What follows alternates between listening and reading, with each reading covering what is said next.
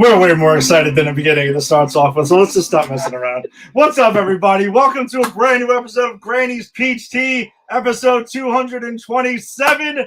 We are back after the longest hiatus we have ever taken in the years. I don't know. Years get lost. Yeah, 227 episodes. We started the show in the pandemic. That's how long it's been, right? Like we've been doing this like since the end of the pandemic. When WandaVision first started, our show is just as old as the Disney Plus portion of the MCU, like literally the same age. Oh, all right, shit. That's an interesting marker. I like that. Yeah, by the way, there's an anniversary I'm going to bring up. That's interesting. It's specific to us, but I'm going to hold that for a second. All right. But listen, welcome back. We're back. We got a lot to talk about here. We got the old school, the OG Granny's Peach Tea background, because guess what? This format tonight, the amount of stuff we have to talk about, is like back then. So this is an old school Granny's episode. Look, we got it covered. You guys better watch your backs. We're back to basics now. Exactly. Back to formula. Back to formula. Back to formula. But yeah, we're excited to be back, man. We had a little time off. Jason had a show he was putting on, which I'm sure he crushed it with. I had a little vacation down to Houston to go watch some the World Baseball Classic. But yeah, we're back. We're excited. We have a full slate to talk about, as I mentioned on our Facebook post. This is a giant-sized annual. Yes, Jason, exactly. Damn it! I wish I would have went there first. Sorry. What you do? You gotta breathe. You gotta get it in the chest. That's you're right. Much to do. Exactly. When I was a boy. No. No, we got a lot to talk about here. We got a trailer for Spider-Man Brand New Day that dropped a few days ago, which apparently broke the record for the most viewed trailer in history. Jason. This is nuts. That's insane. I didn't know that. That's insane. But I will tell you this, though. I've been dodging spoilers. I'm the fucking Neo of spoiler dodging. Like it, yeah. You know this about me. Yeah. And my students have been coming in, and they know I love comic book stuff, right? Some of you even know I have this podcast. They're like, Mister, you saw the trailer, right? I'm like, I gotta watch it live on my podcast. Don't tell me about it. And anytime they're talking about it, I'm like, guys, is that a scene from The Great Gatsby? I don't think so. Get back to work. Oh wow. Okay. Yes. So we have that we're kicking off with. That's going to be our first segment. Then we're going to get into Invincible season 4. They're back. We're going to cover the first 4 episodes. Boy, are they back. Yeah, they're back and debatably better than ever. We got Daredevil Born Again season 2, which just came back with their first episode. That's exciting. And then we are winding down our Alien and Predator rewatches. Let's not forget that. We got 2 left. God. And now we got the one that brought them together back in 2004, Alien versus Predator. So now we're in the Alzheimer's part of the franchise, where everyone forgets everything, and even I go, I just watched this movie 5 days ago. I don't remember anything, bro. Oh man, we are bringing out all the classics. It's been like 3 weeks. We haven't done this in a while.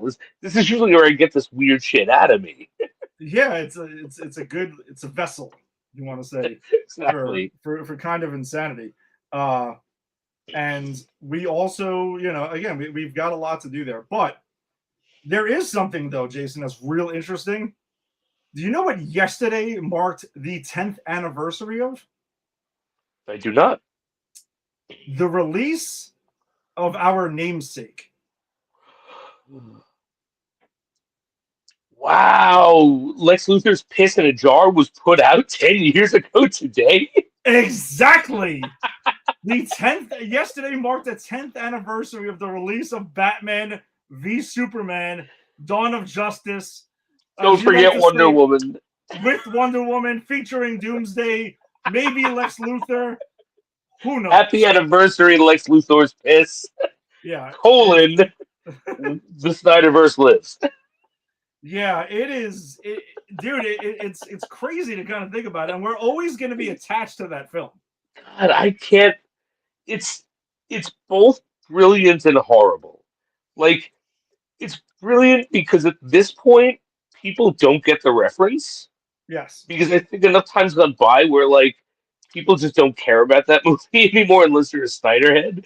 exactly. And people ask me like, why do you call that? I'm like, oh, I guess I try to explain it. Um, so it's funny, but it's awful because it's tied to possibly my least favorite DC movie ever. And I think that's part of the genius of the name choice so And long that is ago. also why it's brilliant. Exactly. I mean, it's not as if we came to that conclusion during this. No, absolutely not. It was definitely had a lot of thought put into it. But yes, for those who don't know, yes, the movie Batman v Superman: Dawn of Justice. There's a scene in which Lex Luthor goes ahead and puts out a jar of his own piss, and it's labeled Granny's Peach Tea. And Yeah, there's a I, close up of it, and that's where we because get our logo from. yeah, because Holly Hunter says like, well, you can piss in a jar and tell me it's Granny's peach tea. I can't do an impression of her. I'm just doing Captain Hepburn. But it doesn't make it so.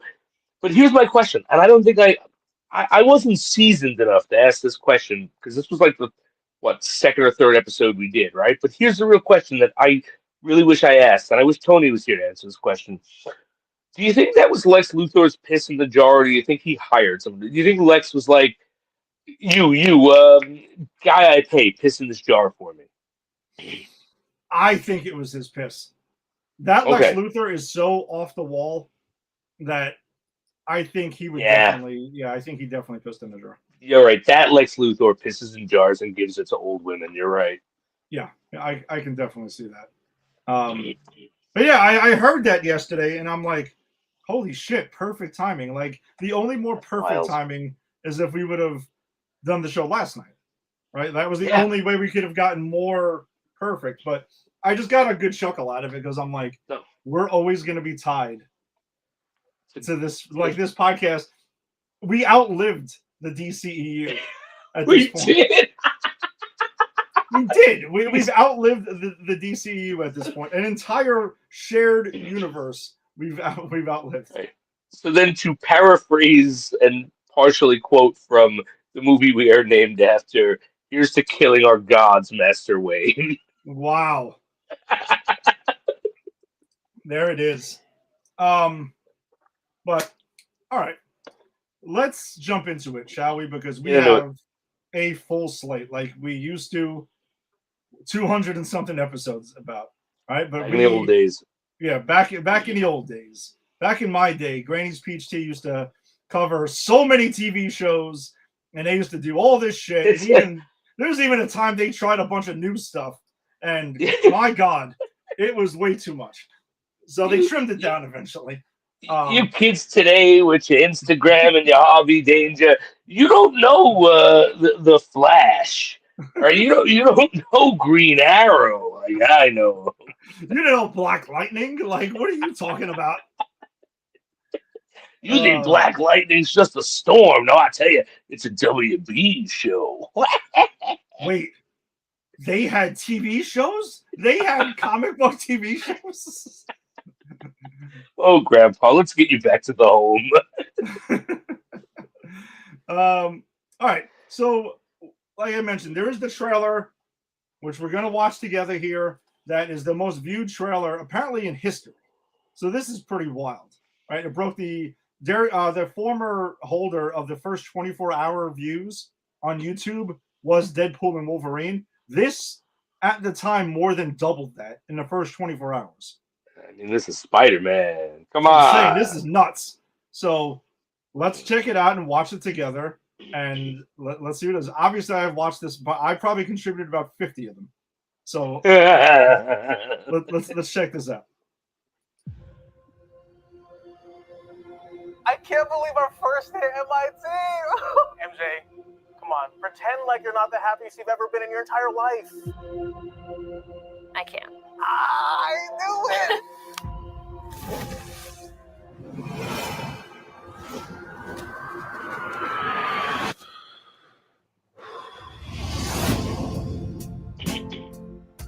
Hi, my name is Peter Parker. You don't remember me, but we used to know each other.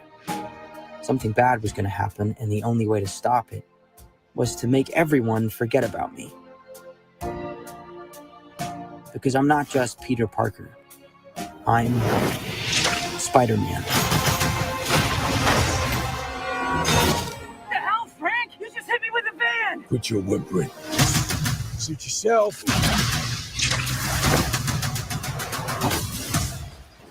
Mother. Go home!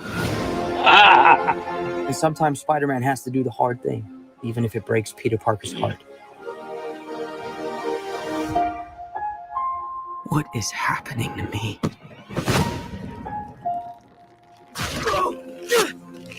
Oh, God.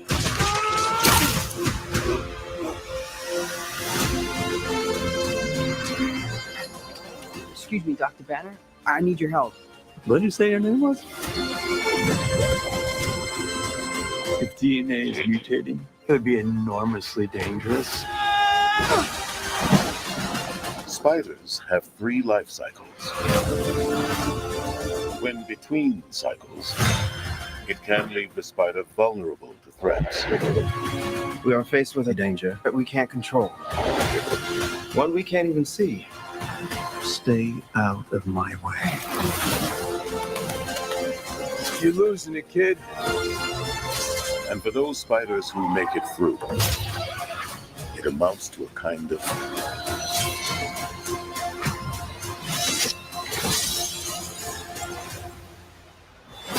rebirth. Nice flowers. Oh, they're a housewarming gift.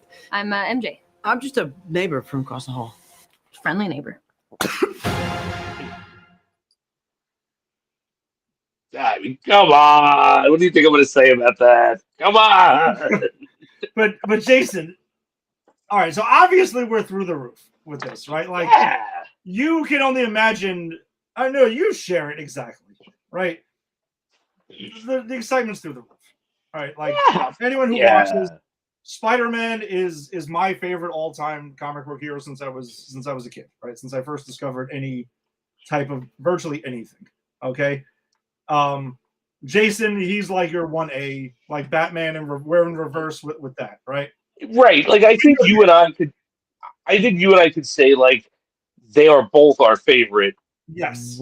One gets the edge slightly over the other, and Yeah. for you and I, it's just the opposite one. Exactly, and it is the genesis of kind of what started the idea that we were gonna have this, right? Like we're back in the day. Absolutely. Anyone who remembered, like Jason and I used to get drunk in bars when we were younger, and somehow it would always veer off to comic book talk, circling around Spider-Man and Batman. at some point. Absolutely. I remember getting drunk shit talking Ultron. Yeah, exactly. Like I gotta say I was wrong. Ultron's a formidable villain. I take it back. You did come around to that. You did come around to that for sure. But man, this trailer, the excitement for this is like off the charts. There's so much to dissect though. Oh yeah, I heard some things. I heard like people already saying that it looks like characters are CGI'd out, or something's been manipulated, or something like that. Like Let's start there. Okay, perfect time to start. The shot that is like the shot of the trailer, essentially, is Spider-Man fighting ninjas. Okay, like that shot in the air where he's growing through, and then and it is confirmed, like the ninjas of the hand are coming at him. Okay, he's fighting the hand in this movie. He's possibly fighting the Hulk. We see him fighting the Punisher.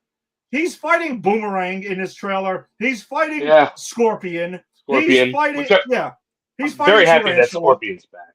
Absolutely, because you set it up many years ago that you're going back to that. Yeah. So awesome that you're coming around to it. We still didn't even, there's no tombstone in this trailer, and we know he's in the movie, you know? Yeah. Like, there is a shit ton going on here. I wonder, is this going to be like a real street level Spider-Man? Like, we're going to get a couple of villains, but a couple of street level villains. Like, it's like, because like, if you, maybe Tombstone can't, and I'm not saying he can't, I'm just saying, I'm speculating. Maybe someone like Tombstone can't be your big bad, but you also don't want to bring out like your Green Goblin yet, or whatever it is they're building to. So maybe they're doing like the Scorpion, the like kind of like what we saw in the Spider-Man cartoon that we covered, right? Mm-hmm. Where it's these interconnected smaller villains. I wonder if that's what this movie is going for. It might, but then we also have the thing that Keith David is possibly, it's not confirmed, possibly playing Kurt Connors. Like Oh, the Lizard. Oh, yeah, I know. Kurt Connors is holy shit. That Yeah. I was more spelling like that out for somebody who's doing it again. No, fair enough. Yeah, you're right. You know I know. Sorry. Lab coat, probably purple pants, all of that. God, I hope so. Give me the fucking purple pants. He's like, how come every time something human turns into a green monstrosity, it has purple pants on? In Marvel, probably a coloring issue back in the 60s or something like that. I mean, that's what I'm gonna guess. Is the green and the purple kind of like looked cool together.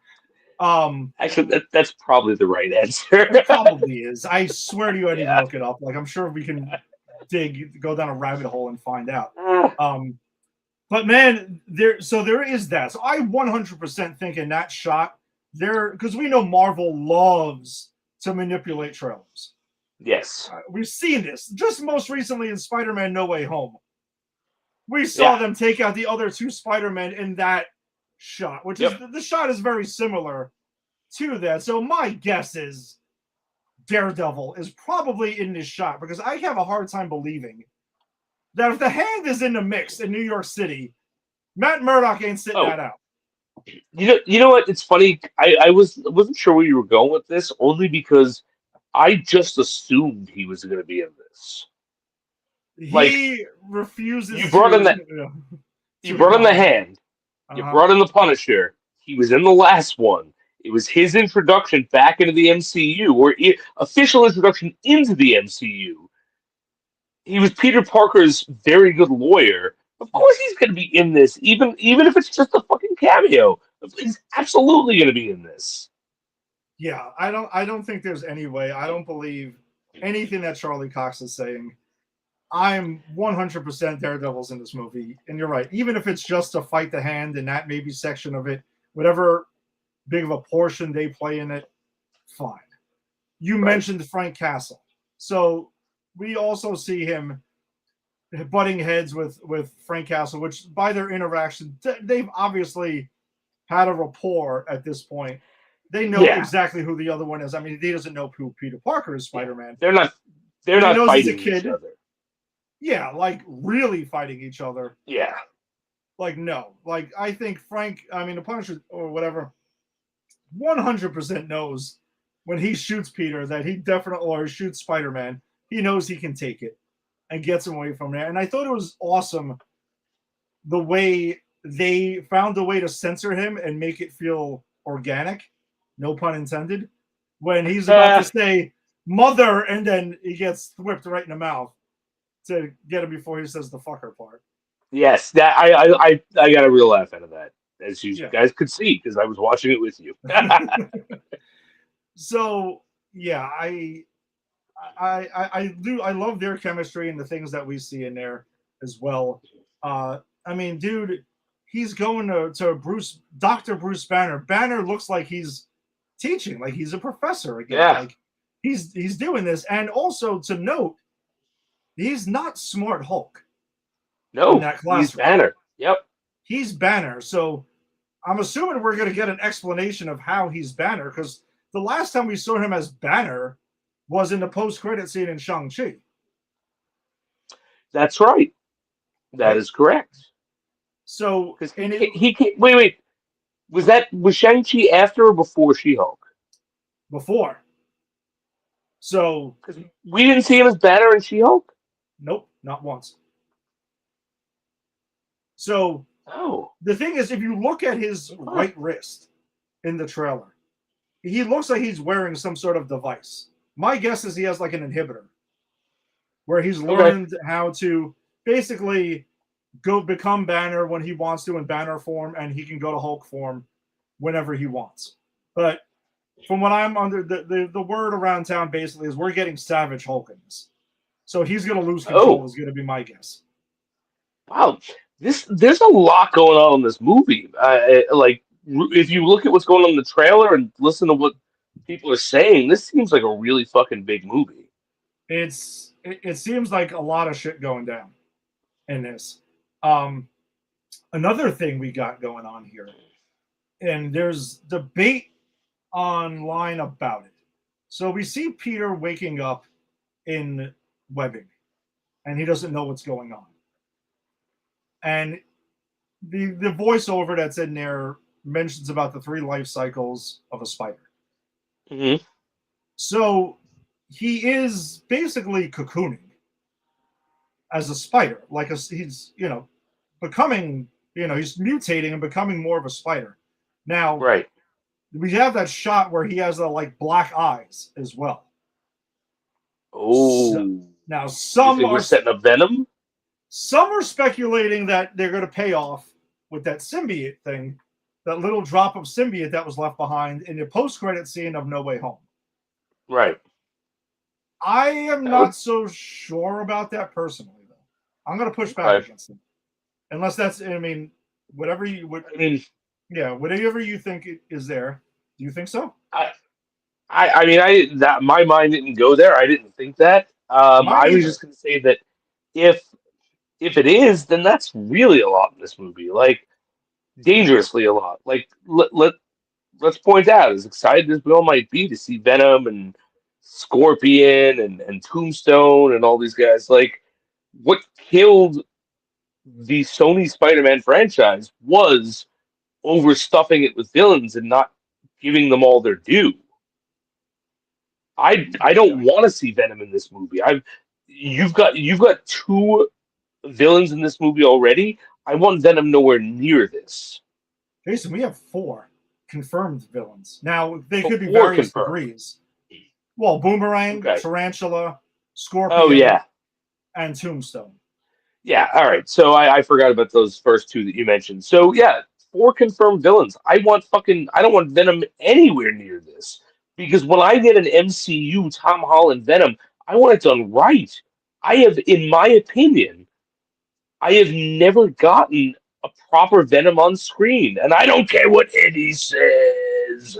I hated those movies. You're really pulling out all the tricks out of the bag tonight. It's all coming tonight. It's been a while, all right? Eddie, let's go ahead and pants some people down the street and put kick me signs on them.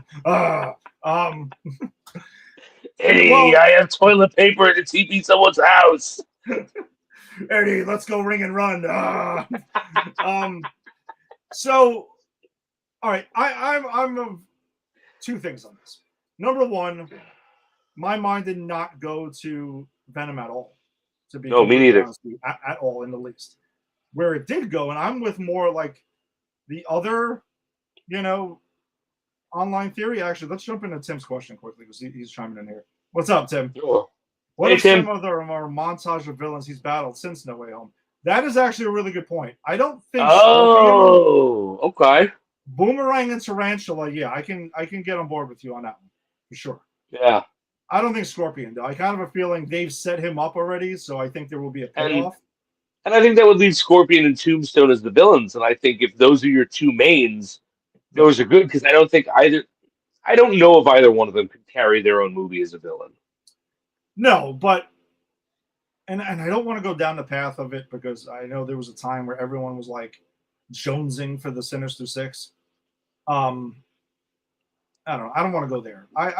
Tim, I'm with your montage idea, or again, there's just minor battles in like maybe the beginning of the movie where we catch up with Peter And like I said, it could be a montage or it could just be some scenes, throughout it. Yeah, I agree. But regarding the cocooning and the webbing, so on one hand, yeah, my mind never went there. There is a story in which I actually own the graphic novel of. So if you want to borrow it, you can feel Oh free. yeah. It's called The Other. And in that story, Peter he doesn't go full like man spider, which is what some people are also kind of throwing at the wall there. Okay. He more just starts to mutate in becoming more of a spider when he's kind of like left to his own devices, and he basically dies in that storyline, and he's killed by Morlun, who kind of like hunts down spiders and stuff like that. Like he basically goes after various eventually, because he's the main villain in the original Edge of the Spider-Verse and the Spider-Verse storyline in the comics. Again, not the movies, in the comics. Morlun basically goes in and sucks the life force out of spiders, spider beings, and Peter is one of them. And during this, he basically dies and ends up rebirthing, and that's when they talk about the life cycle and all the other stuff. And he comes back more powerful. Okay. Because he can't take down Morlun, because Morlun's way more powerful than him. So there is that concept that they could be adapting. Now, I don't think we're getting Morlun. I don't think they're throwing another villain in this movie. Yeah. I think they would just borrow the potential like body horror type concept of him becoming maybe more of a spider. Yeah, and it could be like due to his alone time, because the other thing is in the beginning of the trailer and a lot of this, we get depressed, broke Peter Parker. Yes. Like Peter Parker a lot of us kind of know and love. And I'll tell you something, the one thing my students were saying, spoiler free, was because a lot of them were like, all right, I'm not going to spoil it, but we're getting Peter Parker sad, and that looks good. Like, and it's true. It's like a shit on Peter Parker is the best kind of Peter Parker. Yeah, I mean that's kind of like the best Spider-Man stories are usually revolving around that. Like Marvel, in ways, hates their most popular character. The writers hate him because they put him through so much shit. They won't ever let him be happy for too long. And I think he can't be. And the reason I think is for the same reason he's like so many people's favorite is because so many people identify with him. And if he was ever happy for too long, we'd stop identifying with him because it's unrealistic. Yeah, because when you're reading Spider-Man comics and you know things are going well for Peter, you're just waiting for the other shoe to drop because you know shit's gonna get real bad, real soon. Yeah, it's he doesn't even get good turnouts in the What If comics. I own that What If Peter married Black Cat instead of Mary Jane. You'd think there'd at least be some good kinky times. No, man, it sucked. It broke his heart. Yeah, it's always something, and I do think like that path started to be formed once. I mean, we get a taste of that in Homecoming, we get a taste of that in Far From Home, and then Peter really gets put through the shit in No Way Home. Like with the death of Aunt May. Peter, Jesus. He loses Aunt May, he loses his shit and everything like that. He starts going through it, and I think this is the genesis of that. And now, again, we're getting young adult Peter Parker, and this jives like exactly with what it is. And I think due to his isolation, he's kind of like watching MJ and Ned, like who don't know him. And again, the rules don't say he's not allowed to like reintroduce himself, but remember, like they have no memory of him whatsoever. Like Ned's high school years are probably Ned by himself doing all those things, which is kind of sad in its own right. Absolutely. And that's the thing to remember. There are no rules here. It's not like he has to protect his anonymity. It's just how do you convince someone that you were best friends with and this not even another timeline in this world that you just don't remember because of magic? how do you convince them of that if they haven't had the experiences they did with you? Exactly. Now, what they know of like the Avengers and stuff like that, and the blip and everything from far, but they haven't had it like up close and personal. Right. Like, so it's kind of really interesting that aspect of it. But I also, my guess is ultimately Peter feels like he can't just also go full on in, because I think now he kind of has that reset where he saw the danger they were both put in for knowing who he was. So he's kind of keeping it away from them to protect him. I agree. Them. And he lost Aunt May, and for the very same reason, right? Like Aunt May was someone who knew and who was on his side, and she died because of choices he made. And I think you're right.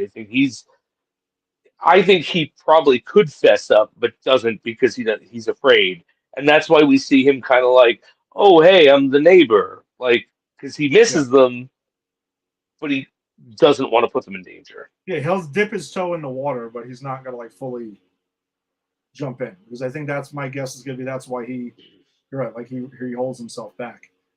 And then there's the other thing.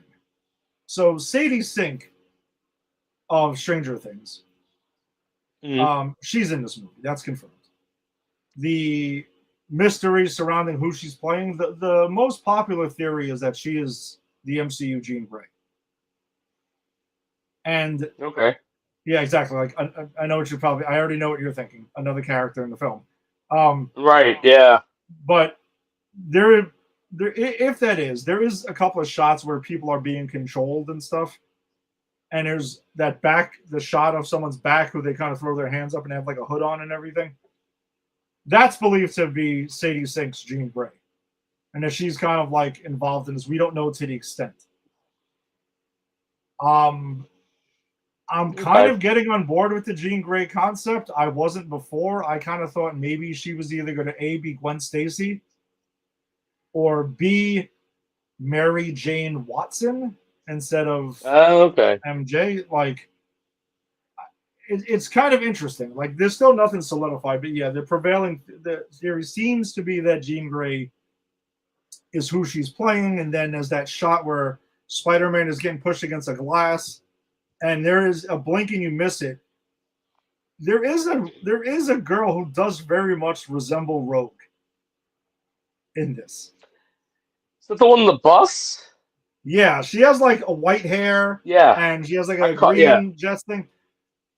I don't know if I'm on board with that. That one I kind of think it might just be an Easter egg. Like, not really. You know what I mean? Like, it might be a fun Easter egg, or it might be completely wrong and it is fucking Rogue. I mean, yeah, I'm gonna have to see.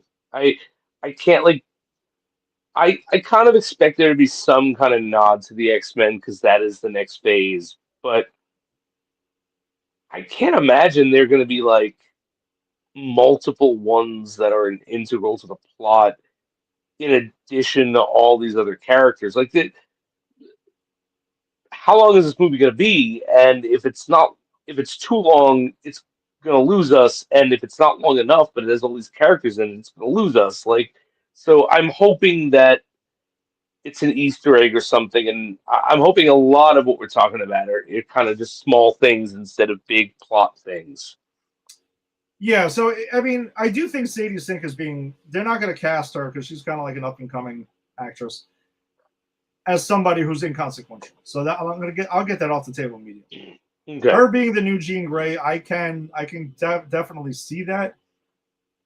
There is a cool idea, though, if all these things are the case, and this is all true, that they are building where the MCU is at this point. Like, we're in a fully populated Marvel universe now. Like, we don't have to really cherry pick, and we both know that in the Marvel universe, New York is extremely populated with heroes and villains. So populated that Daredevil himself, the Man in Red that we're covering later, is a superhero for a very small section of Manhattan. Yes. We're talking like, what, 8 blocks, if that, in Midtown? Every 8 blocks needs their hero. There's no crime.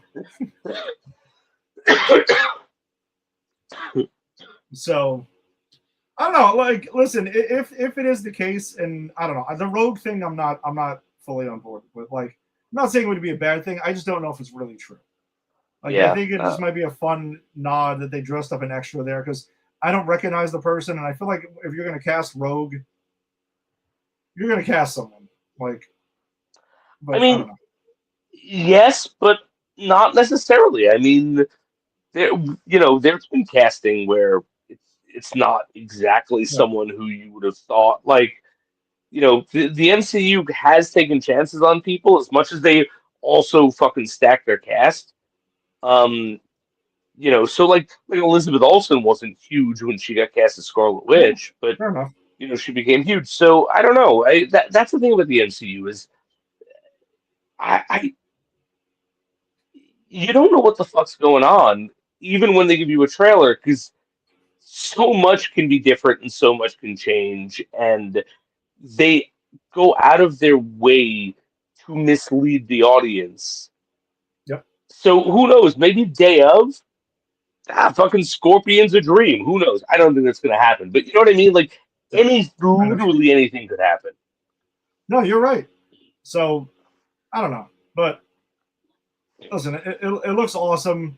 I have confidence that at this point, they're not going to truly overstuff things, right? Like, we've seen the MCU have movies where people used to get worries about things being overstuffed.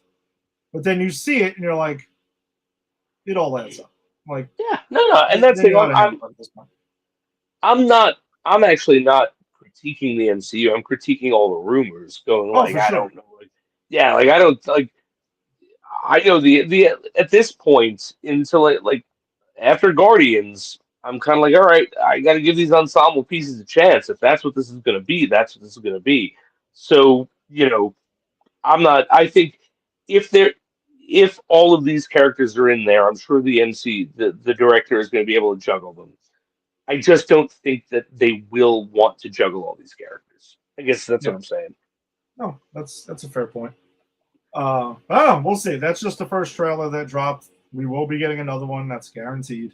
We'll see. My guess is they will highlight other characters that are in this movie that were not in this one. So, no, again, super excited. Can't get here soon enough. We got a lot of MCU to whet our appetite until then. But man, that's right. A new Spider-Man movie. Tough to be more excited for. All right. We good. So then let's shift gears then to one of our TV shows of the week, Invincible, which is back on Amazon Prime Video, season 4, episodes 1 through 3, 1 through 4, 1 through 3 dropped together last week. 4 just dropped yesterday. So Jason, what's up? Like, what are your thoughts overall? I don't know how this show keeps getting better. Like, seriously, it just keeps getting better. I love all of these episodes. I'm sorry, go ahead, Ed. No, it's a lot of fun, and I think what I liked about it is there's each episode kind of like highlights a different thing. It's like this definitely sets everything in motion. What I think where the season's going for. It absolutely does, and I also think pacing-wise, it does something really smart, where it starts you off with a big fucking battle, a big space battle, with some stuff, with some lore and story stuff peppered in, and then the second episode is almost all like background origin story, almost no fighting. And then the third episode again, you're in a fucking fight, and then the fourth episode, you're in hell. And it all furthers the arc of the season of which I adore this. Mark going, what kind of hero do I want to be? It's not just enough not to be Omni-Man. Like, who do I want to be? And I think that is such a brilliant thing to explore in this show at this point.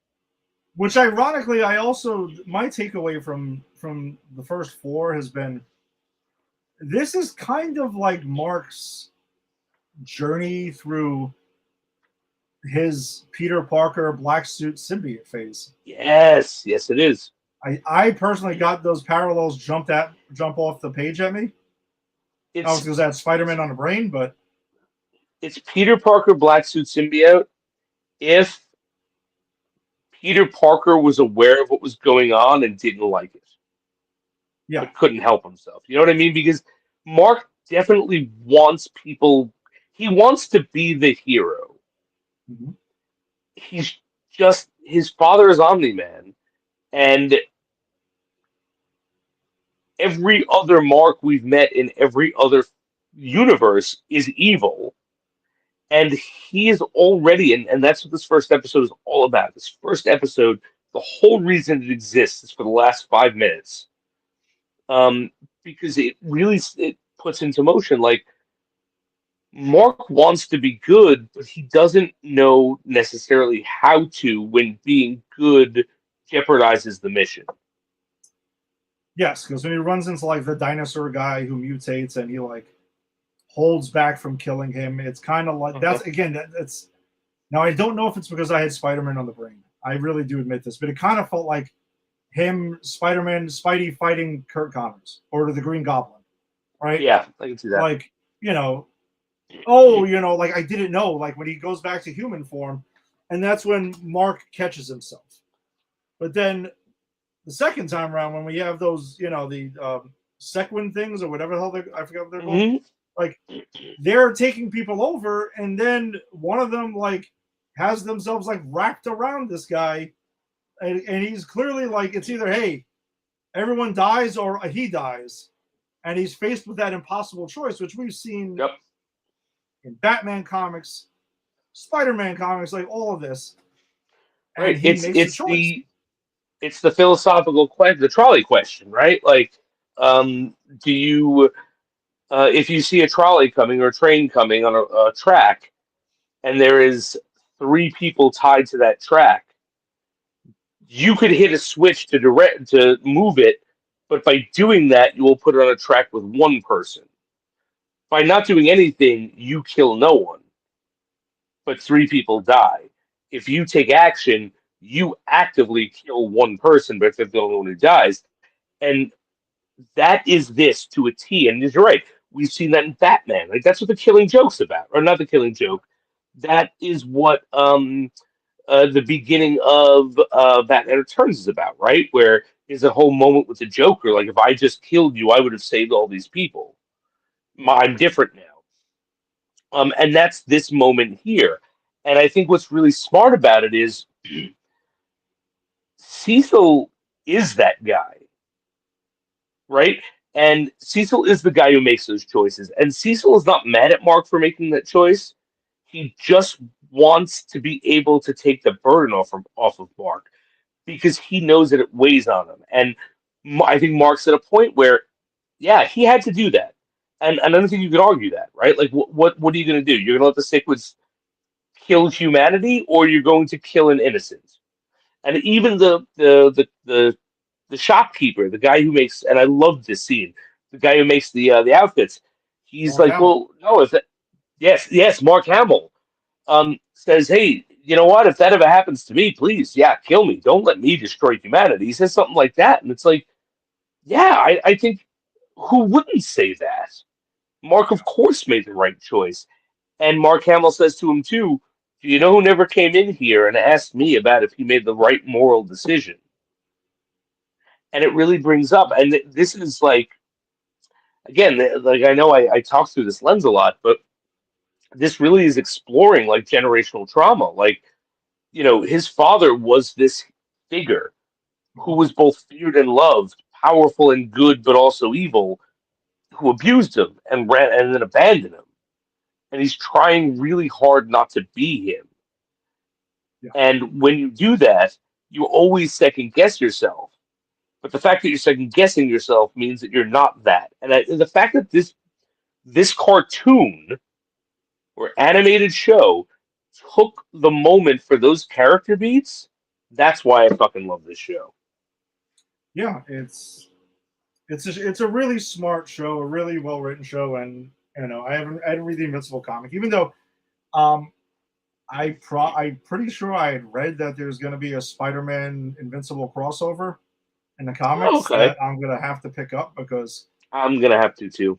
I've been parachuting in to actual buying of comic books over the last year or so. So because I just did it earlier today, because yesterday there was a Superman Spider-Man #1 that dropped, and Ooh, of okay. course there's 20 something covers, and there's a DC version of it, and then Marvel's version comes out next month. They'll have another 20 covers. Okay. So, but the thing is, it is two different stories though by different writers. Okay, Which is so kind of- that's pretty interesting. That's Yeah, because cool. last year they did the Batman Deadpool the same way. So they got me for 7 covers because that's how it goes. Of course.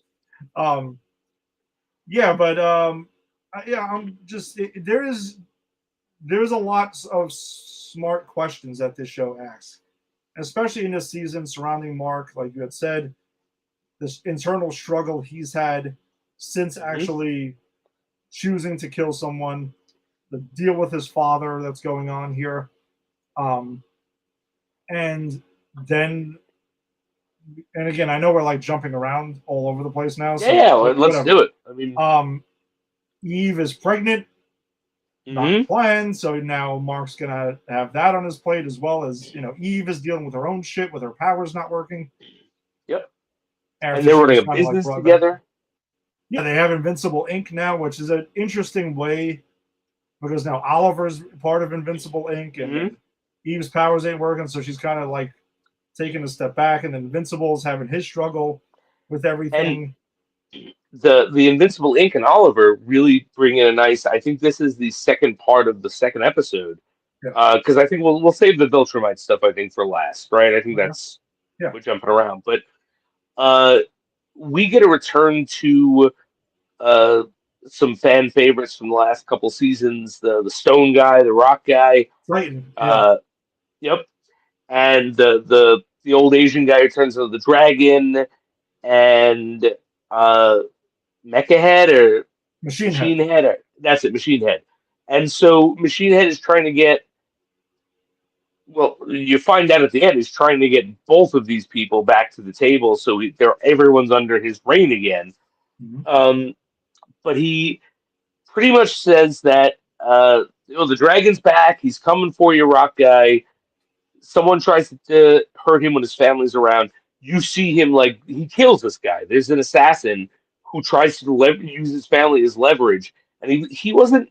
He was defending himself up until that, and then he fucking straight up murders this guy.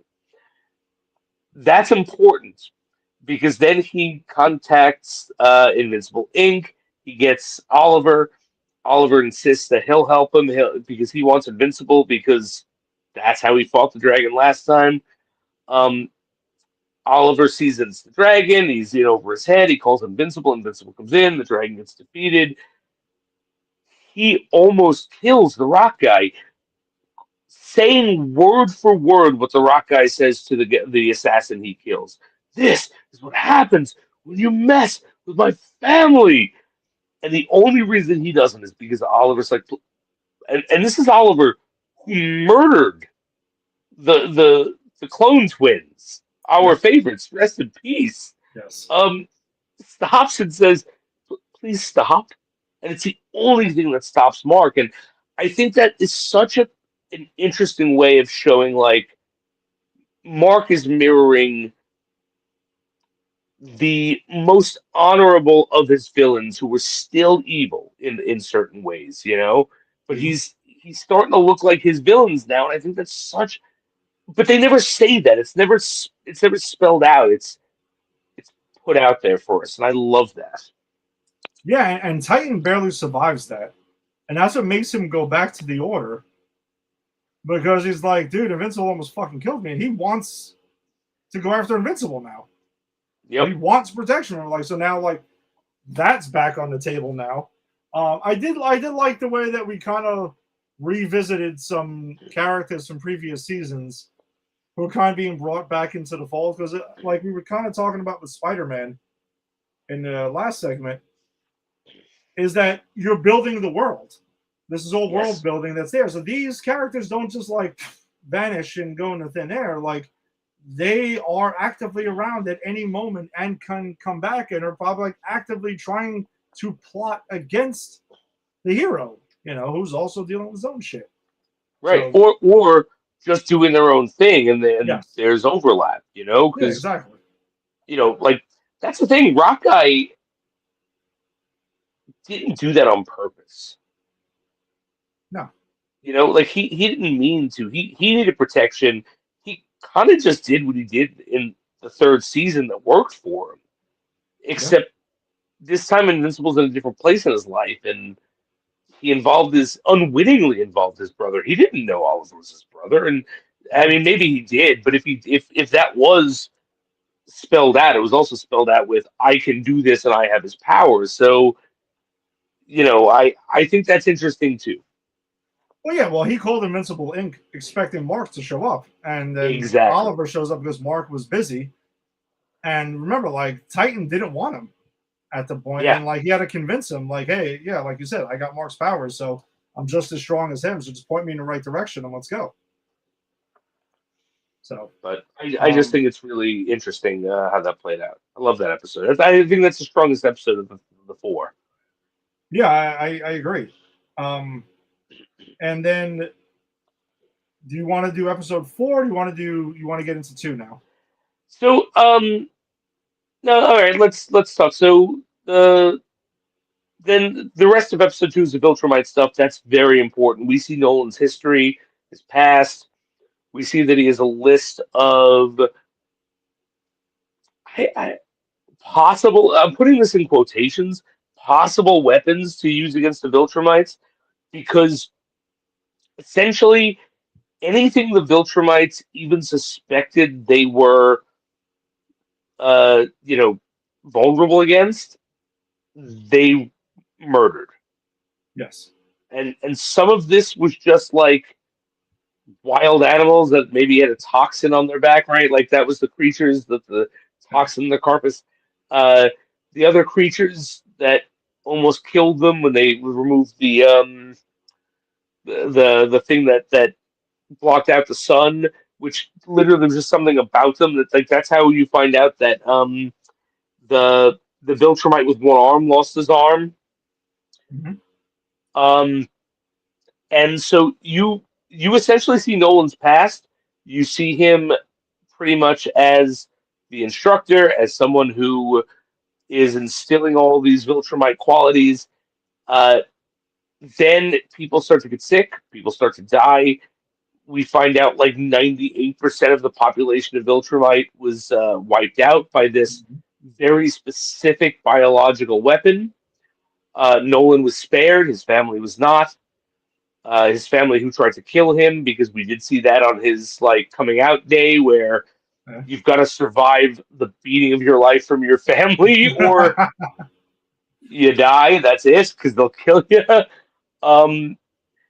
And so we really see how he came to Earth, and he says something interesting to Alan the alien, where he's like, Alan's like, so you went to Earth. Why did you guys still continue trying to take over planets? And he goes, well, no, the issue was we weren't just trying to take over planets. We needed to rebuild our people.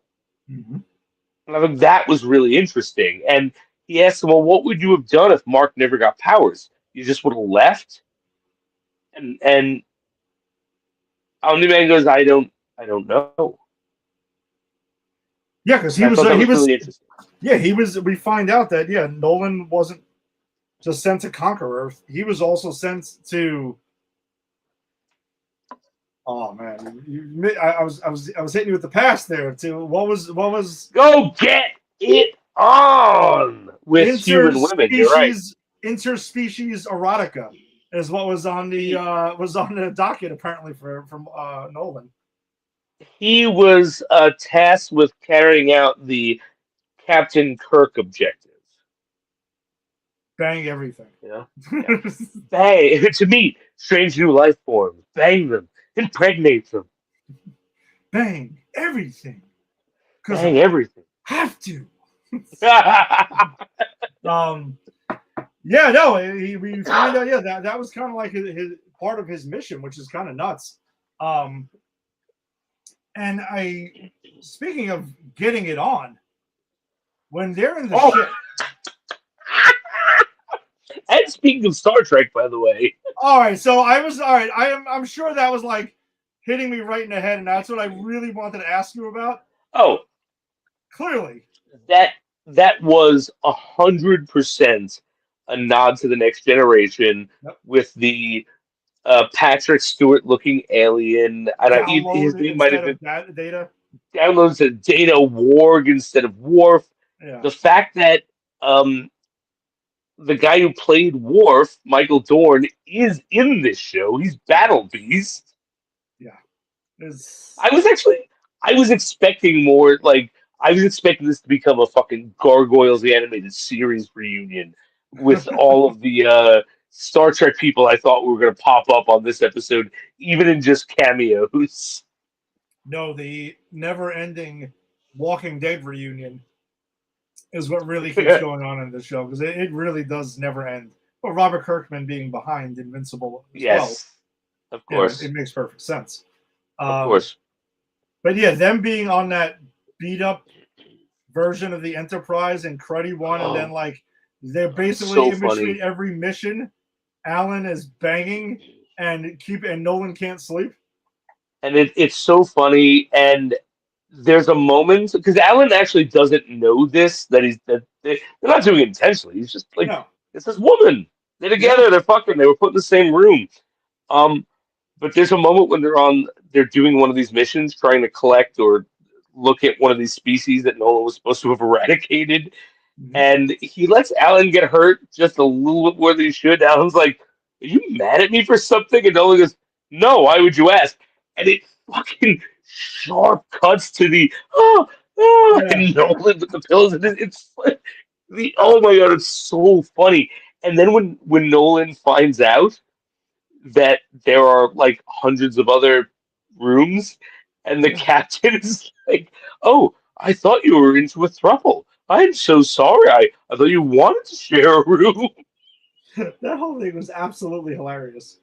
And part of the genius of this show is that a season or two ago, if you told me that there was going to be some sort of hilarious storyline with Nolan and Alan the alien and a Star Trek Next Generation parody, I would have told you, what the hell show are you talking about? Yet we're here. Yeah, right. I did not know this is where we were heading all those years ago when we started the show. But that's what I say. Well, how does this show keep getting better? It just keeps getting better. Yeah, and also during their mission, like when they're trying to find what kind of reminded me of like Harry Potter in a way, like they're trying to get the Horcrux to defeat Voldemort or something like that. Yeah, yes. They're looking for Battle Beast. They're actively looking for him.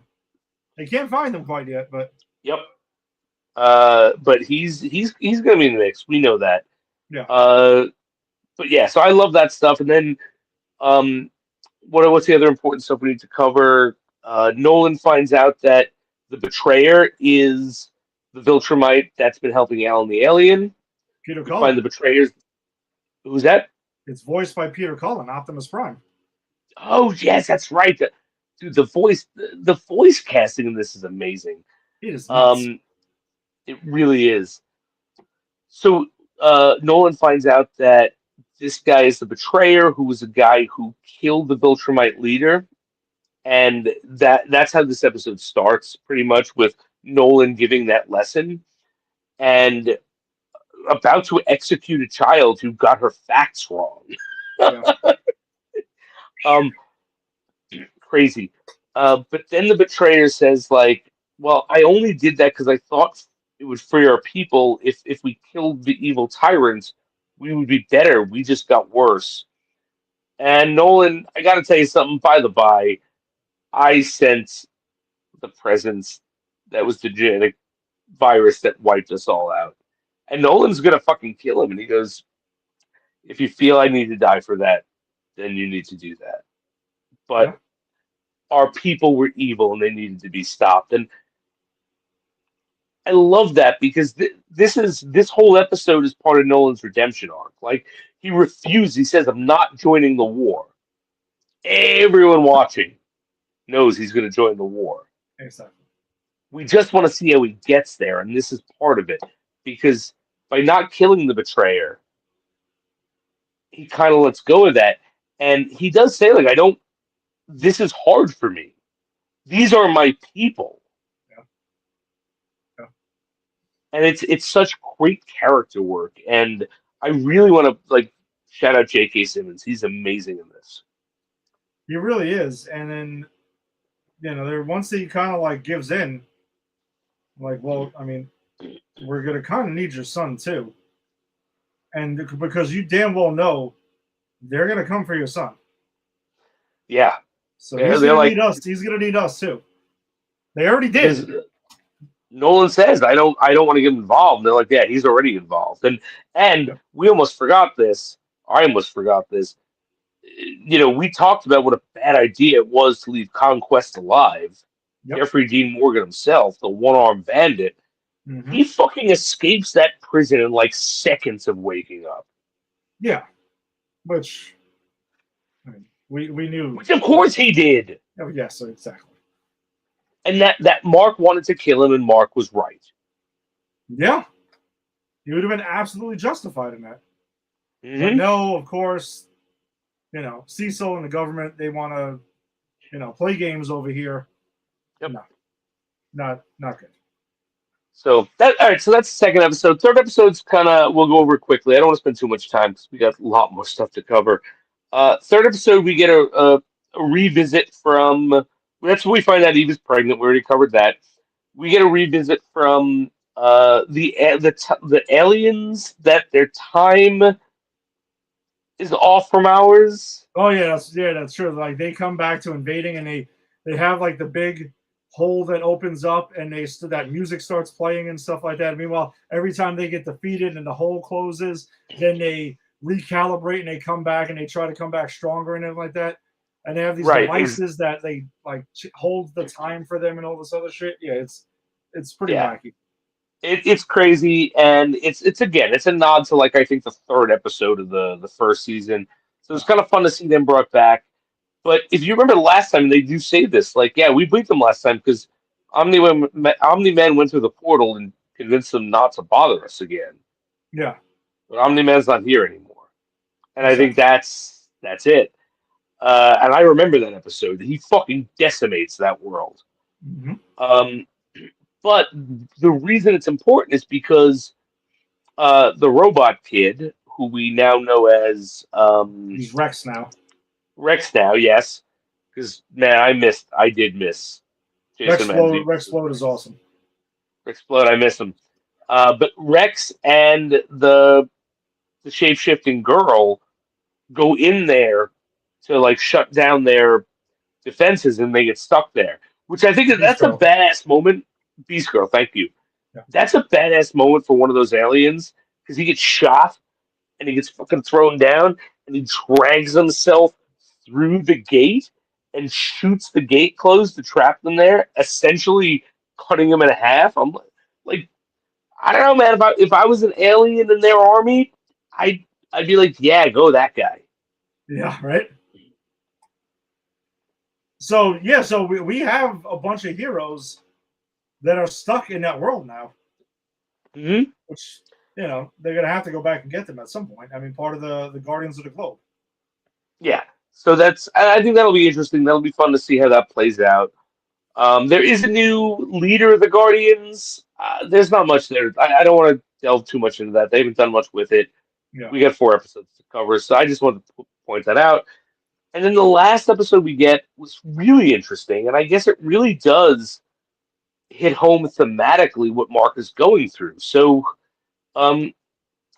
Mark is essentially called to hell by Satan, and the demon who we saw last season. Like, I forget what did he do for them. He's an investigator. He's a detective.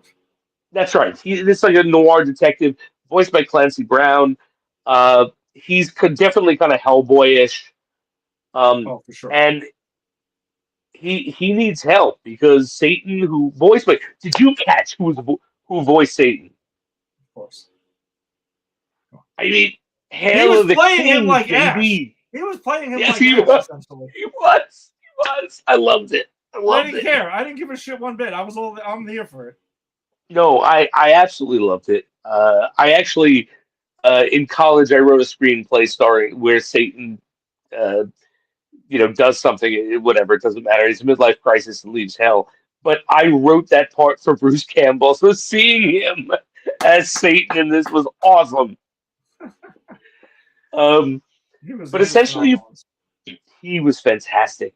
So eventually, you find out that they use Omni Man's blood to get Mark. They essentially say, "Look, yeah, what you know is half right. Yeah, there are devils and demons. That's us. You know me. I've helped you. I'm the Noir. I'm Hellboy up there. Uh, this is Satan, but it's not what you think. See, they were like, and this is like Golden Age Marvel shit, right? Like there are 5 or 7 ages of man or ages of Earth or whatever. And we were the 5th age, and everything that came after us was so much worse. And we loved torturing things. So we decided to torture the evil down here to allow the next age, which is humanity, to flourish. So essentially, you hate us, but we are the reason that you are able to survive. And that is not a lie, that is the truth, because what they're asking Mark to fight is a fucking fire demon that cannot be destroyed, that has stated, we're going to kill Satan, take over his realm, and then go up and destroy Earth. Yes, and there's a lot of philosophical things that are discussed in this episode that go pretty deep, way deeper than they probably had any business doing. But like, yeah, you mentioned a lot of it because Mark asks us about a heaven, and they're like, "Listen, Darkblood's like, dude, no, why would that make that doesn't make sense? Like, why would there be? Because I mean, if you guys were all good and all little angels, then wouldn't you be heaven then? Like, it's doesn't philosophically it makes absolutely no sense. And like, we're not down here punishing you guys and stuff like that and all of that crap. Basically, like, really turns all of Mark's beliefs and common beliefs to an extent, like on its head. And it raises some interesting questions that are there, and especially my favorite part of the episode was that, and also when they're in the free fall in the bottomless pit. Yeah, that's not bottomless. That's just really, really, really, oh my really God. deep.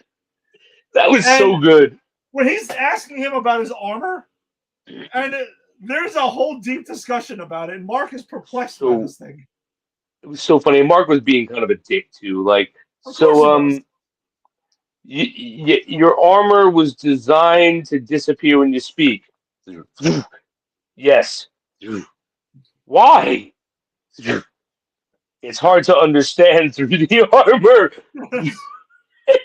Well, couldn't you have just put like a microphone in there or something? It's so ridiculous. And while this is happening, they're falling, and Mark is holding him, and he goes, "We have a while. You can just let me go."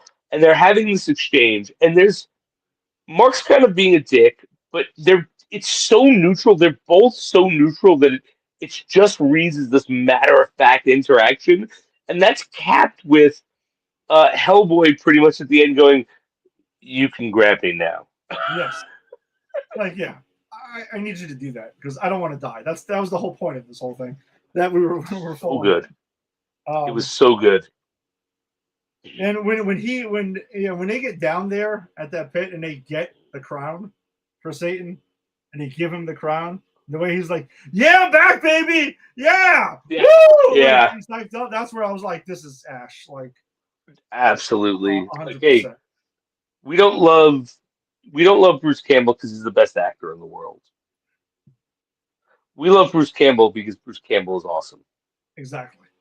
Because Bruce Campbell is Bruce Campbell, and that's that. That's it. That's what I want him to be. He just needs to bring his Ash energy to whatever he does, and he's great. Exactly. Yeah. So there is there's a lot of that in there. I mean, you're right. Like, there's a lot of connections to Mark and what he's going through. Like you mentioned before, like he's wrestling with his internal demons, essentially. Right. Whether And what he's this a killer or not, too. and what this episode brings up is something Mark didn't think about is, well, maybe our violent nature can be harnessed to do the right thing. Because Satan is very clear.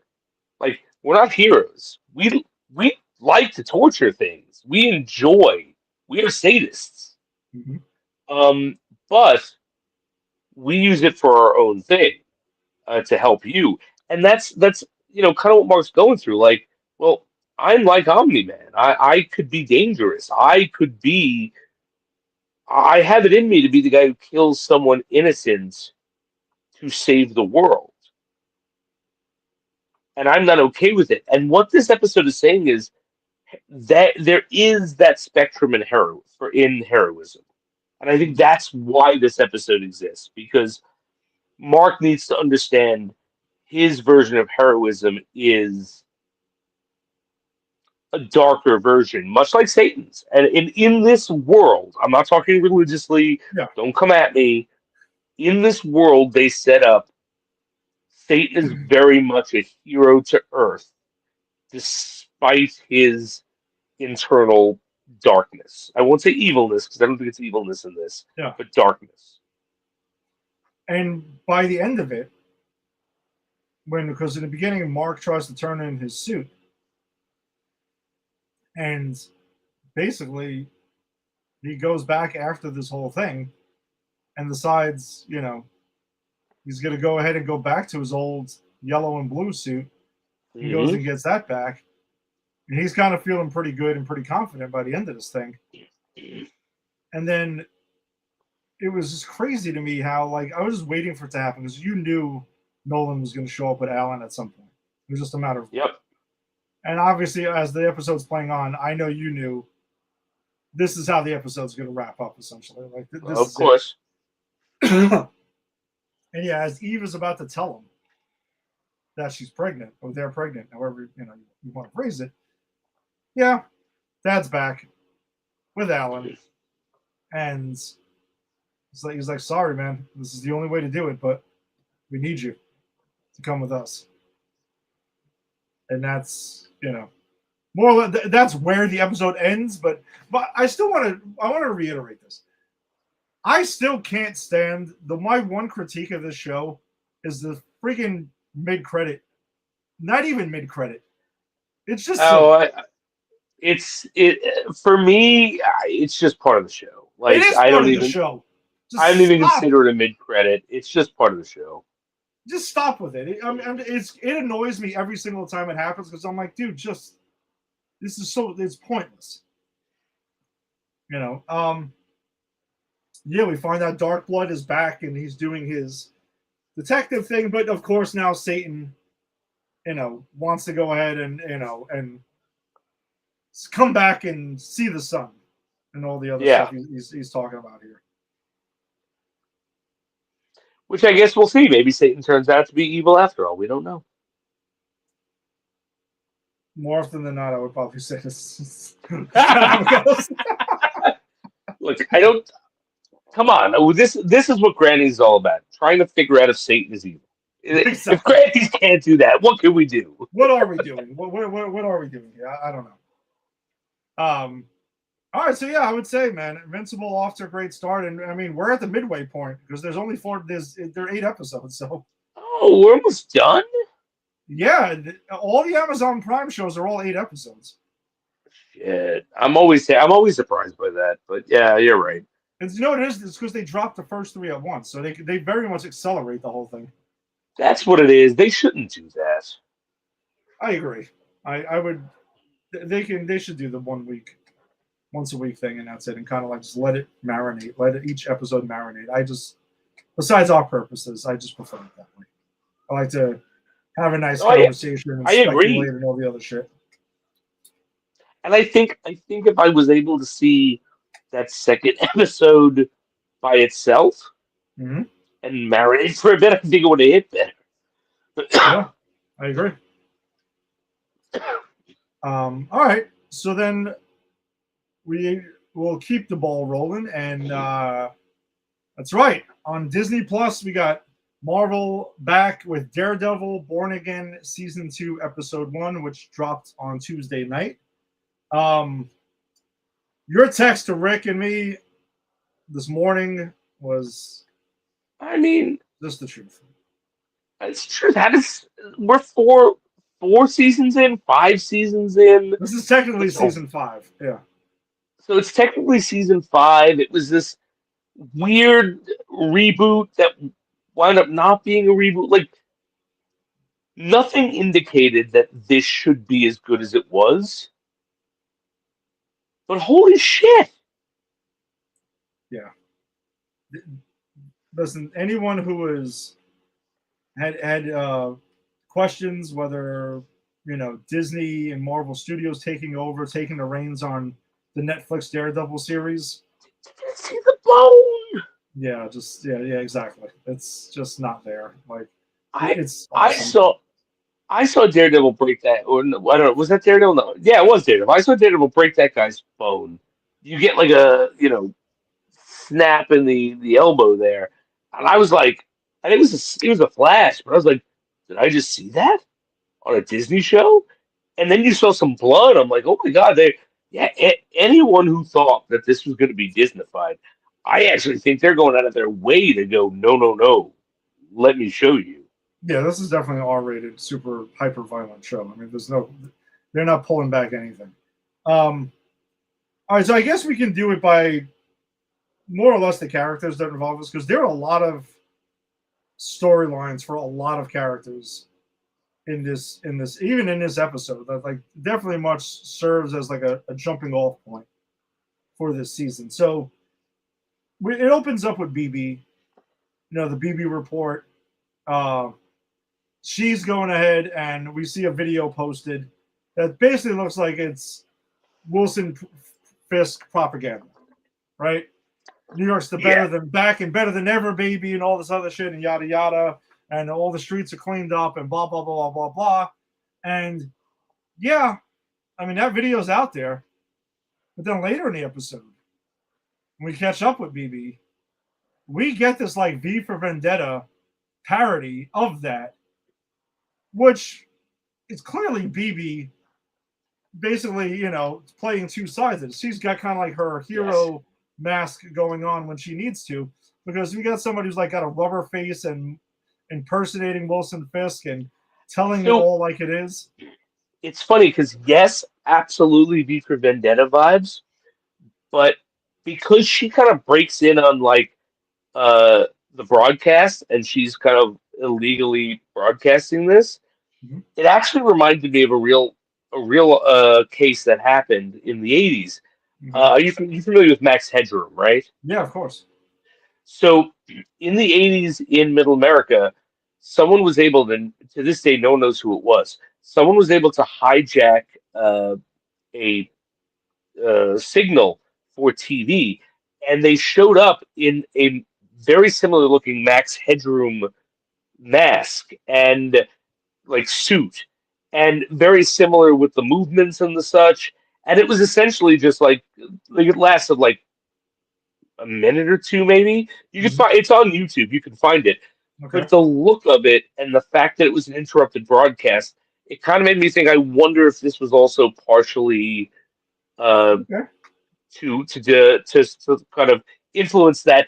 And that specific thing was also that was someone trying to like upset the status quo and say things are not what you think they are. So, I think also there might be that level. But I think you're right. The V Vendetta is also definitely there. Yeah, I was getting those vibes from it. But then throughout the episode too, like, BB meets with Karen because we know that they're working together and stuff like that. And Karen's in a scene. She's like, listen, just be careful, watch out, because the manipulators are the easiest ones to be manipulated. And she just wants to know who's working who, because, she's her informant clearly who she's working with this and playing both sides of this, knowingly, because she fully believes that Karen's, story of, hey, Fisk killed her uncle. Like, no doubt about it. but in that scene, she also says, "Hey, you know, like Karen says, like I have a guilt. She's carrying on a guilt, and that she wants to help BB because Ben died protecting her. So, there is that, and definitely like brings a new light to their relationship there. And also why BB's motivation to take down Fisk, to kind of get revenge for her, for her uncle, because that was the person who killed him. So yeah, so we have that, and then also I guess the next thing we could jump to is, Daredevil. When we catch up with him, he's taking down this freighter that's smuggling in weapons for Fisk, because in the last season we found out like he has these ports in Red Hook that he's gonna smuggle shit and do all his dirty shit for. And Daredevil in his awesome black suit, I want to add. Oh yeah, that was great. With the DD right on front of it, which is like awesome. That's when he brutally beats the shit out of these guys. And with the scene you were referring to, and he has like, we see like an elbow ripped out and all this other stuff, like a forearm. Like he goes to town on these guys. And then the captains of it are talking, and they're like, listen, we got to sink this shit because, they work for Fisk. They don't want to deal with him, or, they know what's going to happen. So out of fear of Fisk, they try to sink the thing. They both survive. And then, obviously Daredevil survives as well. And part of the video from that takedown is used in BB's video from the surveillance thing there, to let everyone know, hey, Daredevil is doing his thing, more or less, even as labeled as like do-gooder and stuff like that, like out in Fisk. So I thought that was all pretty awesome.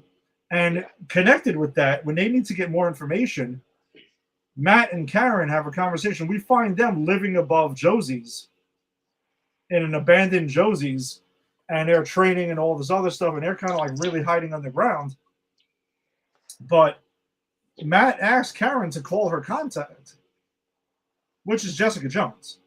I mean, that's who gets the information from him. So that's exactly how she gets looped into this. That's 100%. Yeah. Ring me Kristen Ritter. My guess is we're getting her next week. I think she's right into it. Because we're getting episodes 2 and 3 next week. So. Oh, okay. All right. Yeah, my guess is that's when we're getting Jessica Jones, because she's obviously been looped into this thing, and now we know how she's connected.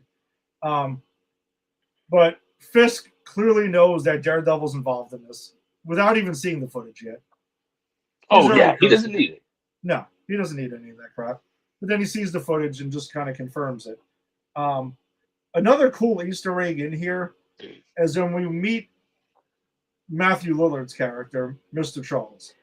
Yeah, I liked him. I don't know his backstory, so I'm interested to hear it. But that was, and I had to say, like, that was a great character. And I had to say, like, is that Matthew Lillard? Like, I had that conversation with myself. Who, last time we did a show, I recently saw he has an appearance in Scream 7. He's still alive? No, he's not. Oh, okay. It's part of the stupidity of the movie, but okay, fair enough. Yeah, like you had a clever thing and they kind of shit the bed on it. But okay. Yeah, so he's back in this, and he seems to be in a couple, like Matthew Lillard seems to have kind of like somewhat of a resurgence going on the last couple of years. So that's kind of cool. I've always liked him. Yeah. He shows up to talk to Fisk. Abruptly, he gets a phone call. The phone call is from Val, by the way, who's kind of still up to her shit that's going on here. Remember the last time we saw her was in Thunderbolts, and she was, outed. And well, actually, she's kind of like being puppeteered by the new Avengers at the moment. Yeah. So she's obviously onto some shady shit here with the weapons and stuff like that. Her whole plan hasn't been fully developed, but that's who he's talking to on the other line when he syncs his phone, his burner phone and stuff.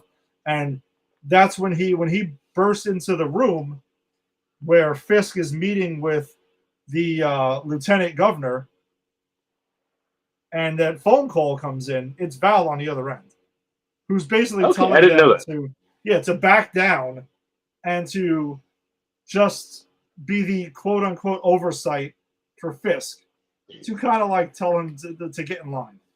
So she's pulling strings behind this as well. So I'm really curious to know if we do get some sort of cameo by Julia Louis-Dreyfus in this season. It'll be interesting if there's a do or don't in that. If we do, I hope she dances. The Elaine dance, you want the I want the Elaine dance. I want. yeah. Yeah, so that's basically what happens here. So they kind of get in line. And the crazy thing is, like, Fisk is running his whole Safer Streets initiative. And it's to the extreme. Like, Oh, yeah. we find out he hasn't ran it past the governor. He hasn't ran it past anybody. He's just doing whatever the hell he wants, however he wants. And he's got BB pushing the propaganda machine, but also taking down the propaganda machine, saying that the streets are safer than ever. The vigilantes are the enemy. We rounded up all these guys. There's going to be all these trials. The vigilante trials get name dropped a couple of times throughout the episode. And it's wild. Like, there's nobody checking Fisk except for Matt and Karen at this point.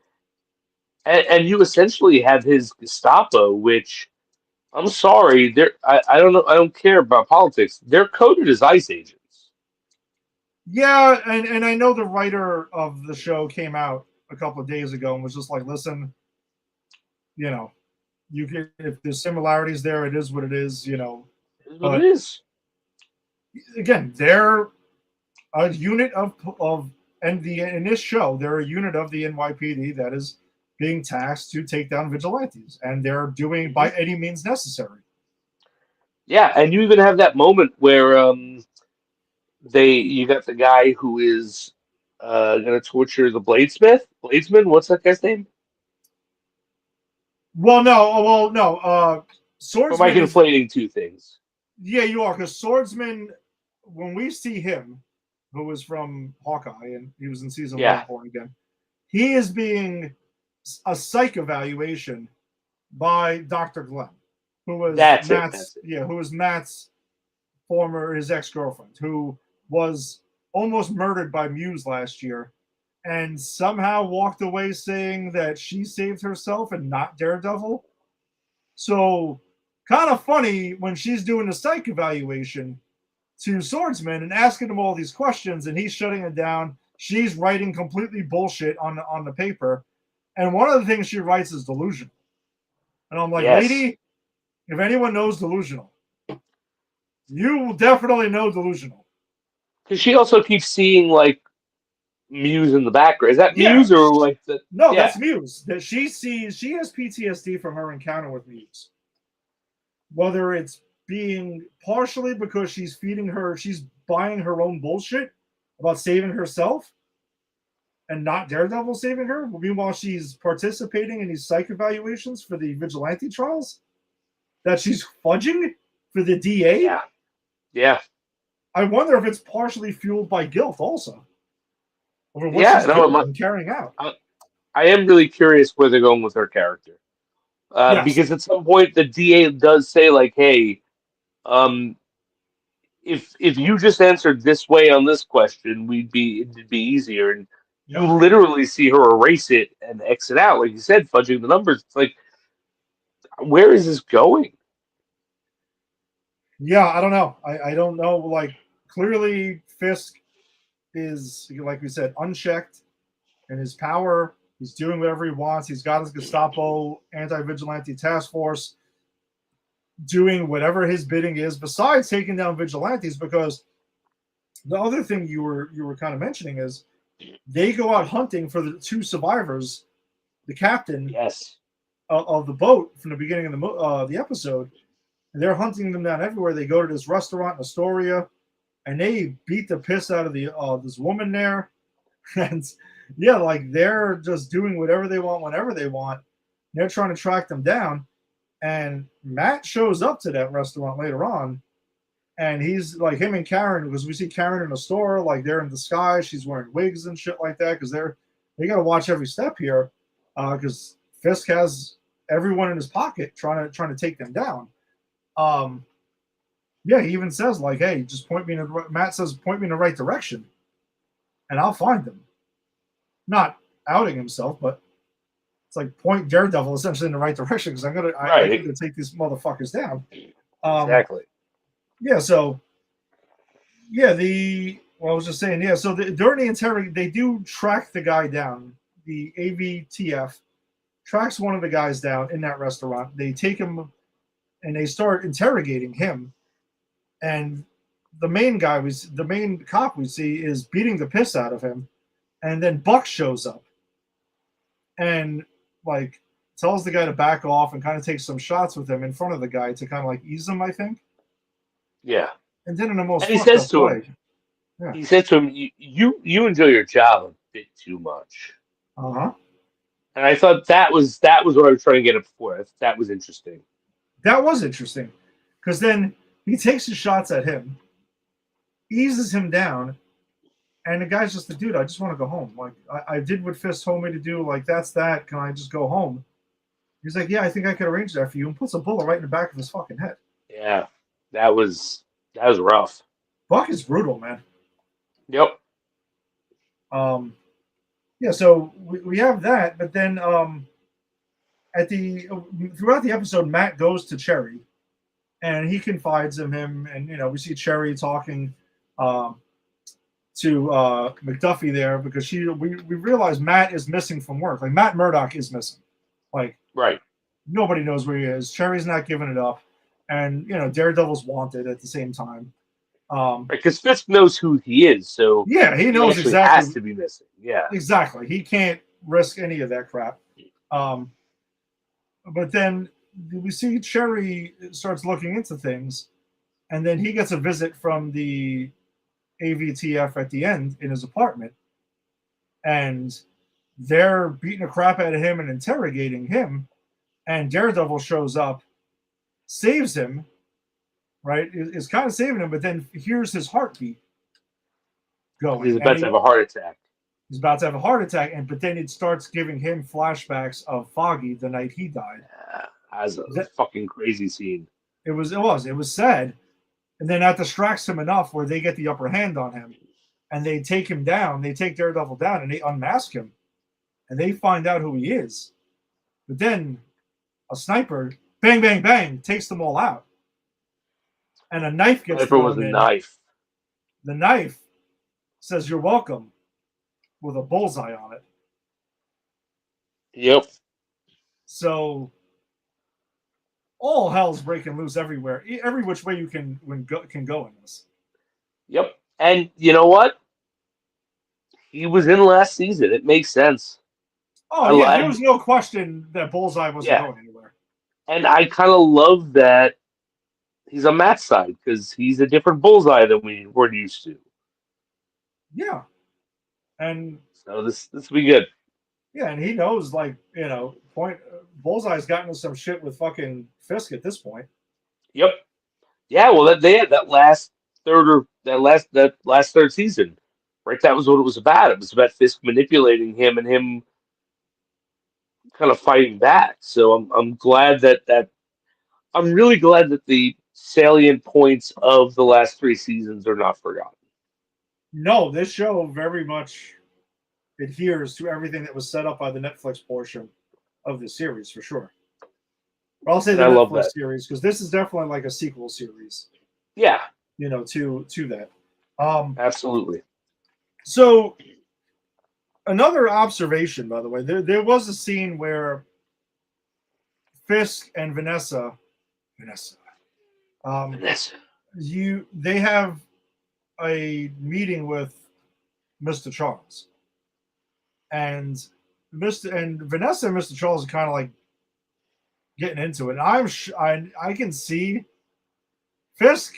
I think he's going to kill Charles. I'm going to call it right now. I think he's killing Charles by the end of the season. Okay. Because he disrespected Vanessa.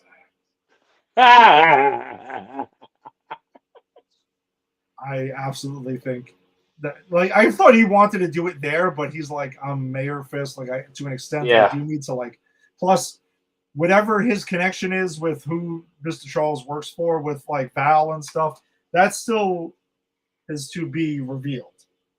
Because I just kind of got the feeling Fisk was clearly holding back, and I think by his facial expressions, he was processing, not just reaching over and murdering this guy.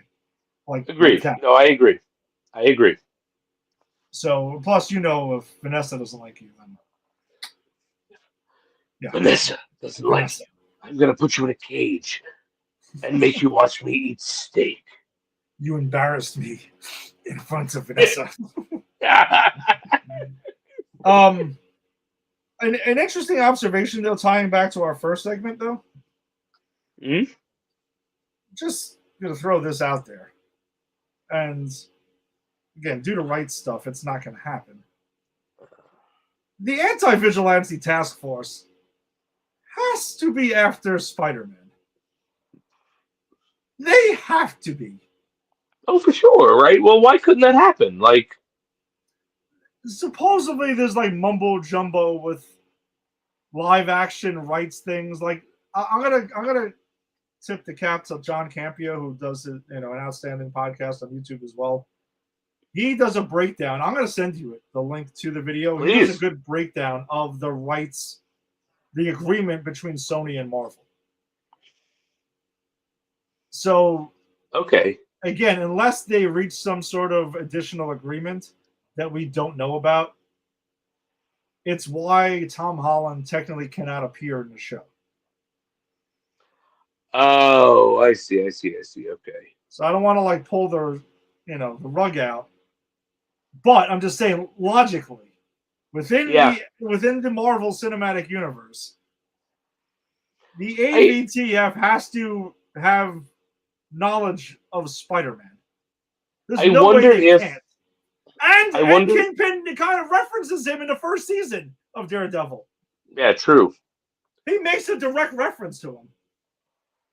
I wonder if we're going to get a reference to Spider-Man. They can't show him, but they can reference him. You can dance around and it, sure. Right, and I wonder if there might be AFT presence in the Spider-Man movie, even though small. Even if it's small, like, just to bridge that gap. I mean, we got Punisher there. Punisher's also going to be on their list. Oh, yeah, no, it can go the other way. It's due to the Sony agreement with it, which is why Sony can make Spider Noir, but Marvel can't make a live-action TV show of Spider-Man if they want to. So it's a whole thing. Again, unless there's an agreement reached for a cameo of some sort, I don't know. But I'm just saying that I just wanted to bring up, like, clearly, you're right, though. It's a good point. That has to be a thing at some point. So there's that. But yes. My guess prediction for next week, Jessica Jones makes her appearance. We'll get Bullseye making his reappearance for the season. I just don't know. I'm fascinated to know after that, though. Like, Luke Cage. I will say it. Iron Fist. Like, the other defenders that Matt Murdock knows. He knows them. Yeah. If you bring in Jessica Jones, there's no way you're not bringing in Luke Cage or Iron Fist. And Jessica Jones is 100% confirmed for this. Like, they're not even hiding that. Oh. No. Yeah, no. No, Kristen Ritter has done press for this. They have officially confirmed that.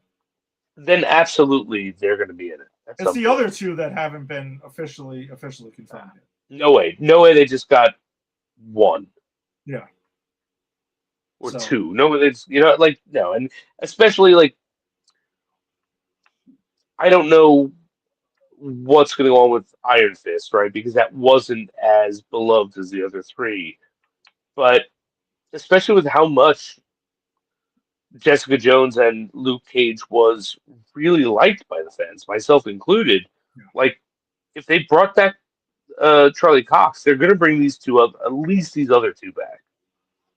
Yeah, and again, I'm with you. I'm with you. I personally would love to see Iron Fist come back because I would like to see him get redemption. Yeah, same.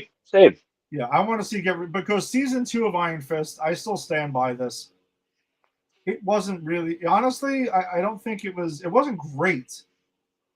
It wasn't bad. I didn't dislike the second season. I was kind of into the second season, to tell you the truth. Okay. I kind of liked the second season. I thought the redemption of the character and Finn Jones as the character it was happening. But I would like to see him come back and like in good hands now. Kind of like how I felt with Andrew Garfield's Spider-Man in No Way Home. Like we've clearly stated how much we disliked his Spider-Man on every level. But in No Way Home, gotta admit It's great. we loved him in No Way Home. Yep. Agreed. So it definitely could happen in the right hands. So all right, so we'll see. I'm excited for next week, though. Like, I really wanted another episode of this. I'm going to be honest. Like, one was not enough for me. Like when I watched this on Tuesday night, like I watched it. Like I waited for Angie to get home, like 9:20. I'm like, that's as soon as she walked in the door. I'm like, make your plate of dinner because I made tacos that night. We did Taco Tuesday. Nice. Like, make your damn tacos and let's fucking go. Yeah. Nice. That's awesome. Can't wait any longer for that. Tacos or the Daredevil. Both sound awesome. I want tacos right now. All right, so we'll see what's up with that for next week. But we do have one more thing to get to. So for those who have been with us, you've known Alien knocked out that whole proper franchise. Predator knocked that whole thing out. We did. That brings us to the 2 films where they met in. To close this thing out. It does. Take us, Jason, let me take you back to a time. A simpler time. A simpler time, 22 years ago. To Paul W.S. Anderson's Alien vs. Predator. A film that I recall way back when being pretty excited for. I'm like, man, I like Alien. For the most part. I like Predator at the time. Solo. I like Predator. Remember, at the time, Predators did not exist yet, which you're right. Rewatch twisted that for me way before the concept of Predator Badlands. None of that. The redemption of these 2 franchises did not exist yet. So the last time we saw both of these franchises at this time was Predator 2 and Alien Resurrection. So you just kind of try to think back to your mindset when you first saw this movie. I have not seen it I haven't seen it since it first came out on DVD until 2 nights ago. And not much has changed in 22 years. Nope. Not much has changed. For me. It's a movie. It's a movie. We can answer the tough questions like we always do. It's a movie. I'm gonna say this because I think I might have disliked this movie less than you. I think that's right. I think we're gonna come here, right? So I'm gonna defend it a little bit here and say, worse movies were made in both franchises afterward. Oh yes, absolutely. Even before. I'm going to say before this. Oh, right. Alien 3. You're right. It is not the worst of either franchise. No, you're right. That's a fair point. I'm with you 100% on that, especially after this rewatch. I think the biggest problem with this movie is it should have been fucking great, and it was just mid. Like I can't even come up here and like be pissed and do shots and question if it's a movie. No, it's a movie. People are there, they're doing things, but actors reciting lines, cameras on. Right. Listen, look, There's some good CGI. You see a predator grab an alien and hit another alien with it. Come on, that's entertaining. All right. So I will say there are some of the fight scenes between the aliens and the predators. Those are fine. That's not the problem I have with this movie at all. Not in the least. I'm going to be honest. No. The couple of fight scenes we get between them is good. Yeah. Right? You mean? Oh, I'm sorry. I'm not going to jump on your joke. Go ahead. Oh, you know where I'm going. I know where you're going. Because I want checks notes. Literally checks notes. 21 minutes into the movie before we see any type of extraterrestrial appearing. Yeah, I agree. That's garbage. Okay, now let's clock this. Ready? The runtime of this movie is 1 hour and 40 minutes, Jason. Okay? That includes the credits. Okay? Not a long movie at all. Checks notes again. 52 minutes in, which is 31 minutes by my math since the first appearance is when we get AVP for the first time. Yeah. That is the first agree. time a predator makes contact with an alien. You're right. You're right. I can't. And I don't like. Yeah, and there's a lot of grab ass in this movie. That's This my movie is problem like with this movie in a nutshell. 80% grab ass, and that's why it's not good, but not terrible. It's just so fucking mid because it could have been great, except you decided to give us. They went, hey, it'd be great. You know what the audience really wants in my Alien versus Predator movie? And one executive went, an Alien versus a Predator, and they went, no, fire that guy. They want Lance Henriksen playing Bishop, who's not Bishop again. He's Charles Bishop Whalen. I mean, which was a slap in the face as well. Oh, I mean, yeah, it was a slap in the face. Let me just tell you this: they weren't using their hand. All right. Exactly. It was a table. Exactly. That's my problem with this movie. That it's just the writers, and Paul W.S. Anderson wrote this movie as well. Now I'm going to keep mentioning his name because he also is the one who gave us a franchise that we actually have not touched yet, that we probably will one day, and that's going to be something. Is Resident Evil. Oh yeah, no, we do have to touch that at some point. Holy shit! Not the Resident Evil that me, you, and Rick and most people love from the PlayStation era of video games. We are talking about the fucking film franchise, which should have been fairly easy to adapt. But yeah, I gotta be honest, I got a soft spot for that first one though.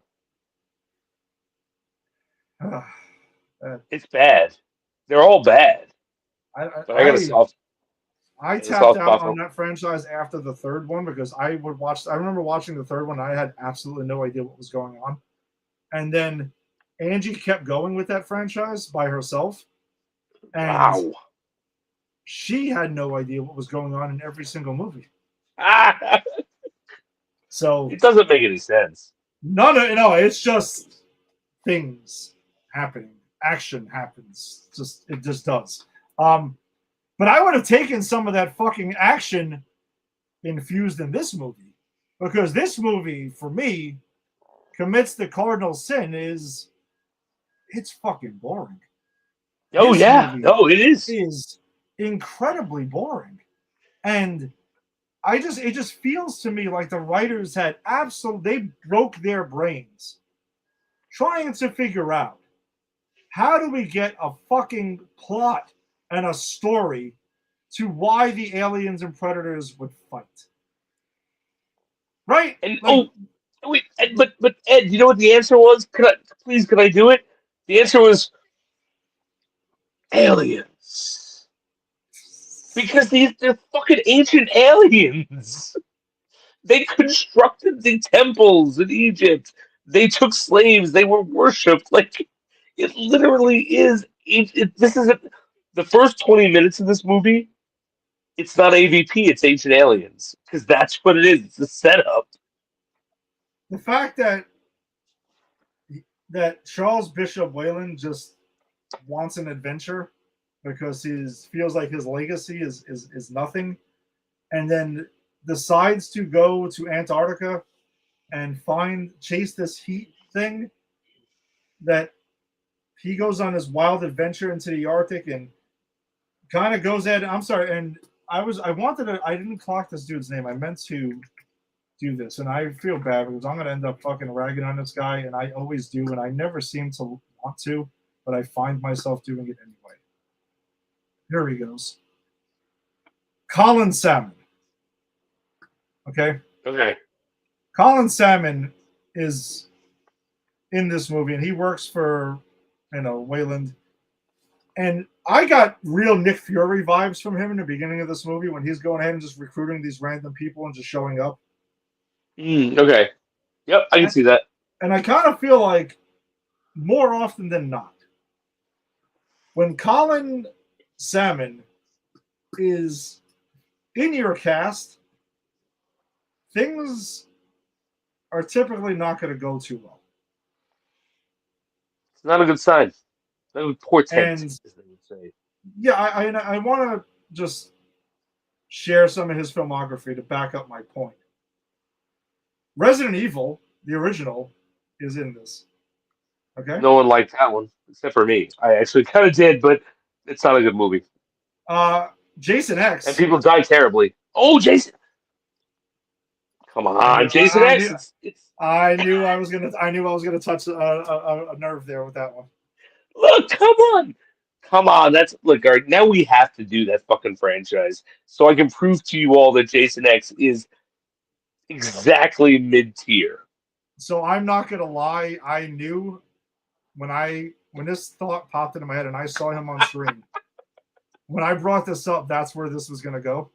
I knew it. This was gonna help light the fire for Jason to make my point that over on PCP Deep Dive, we need to do the Friday the 13th franchise.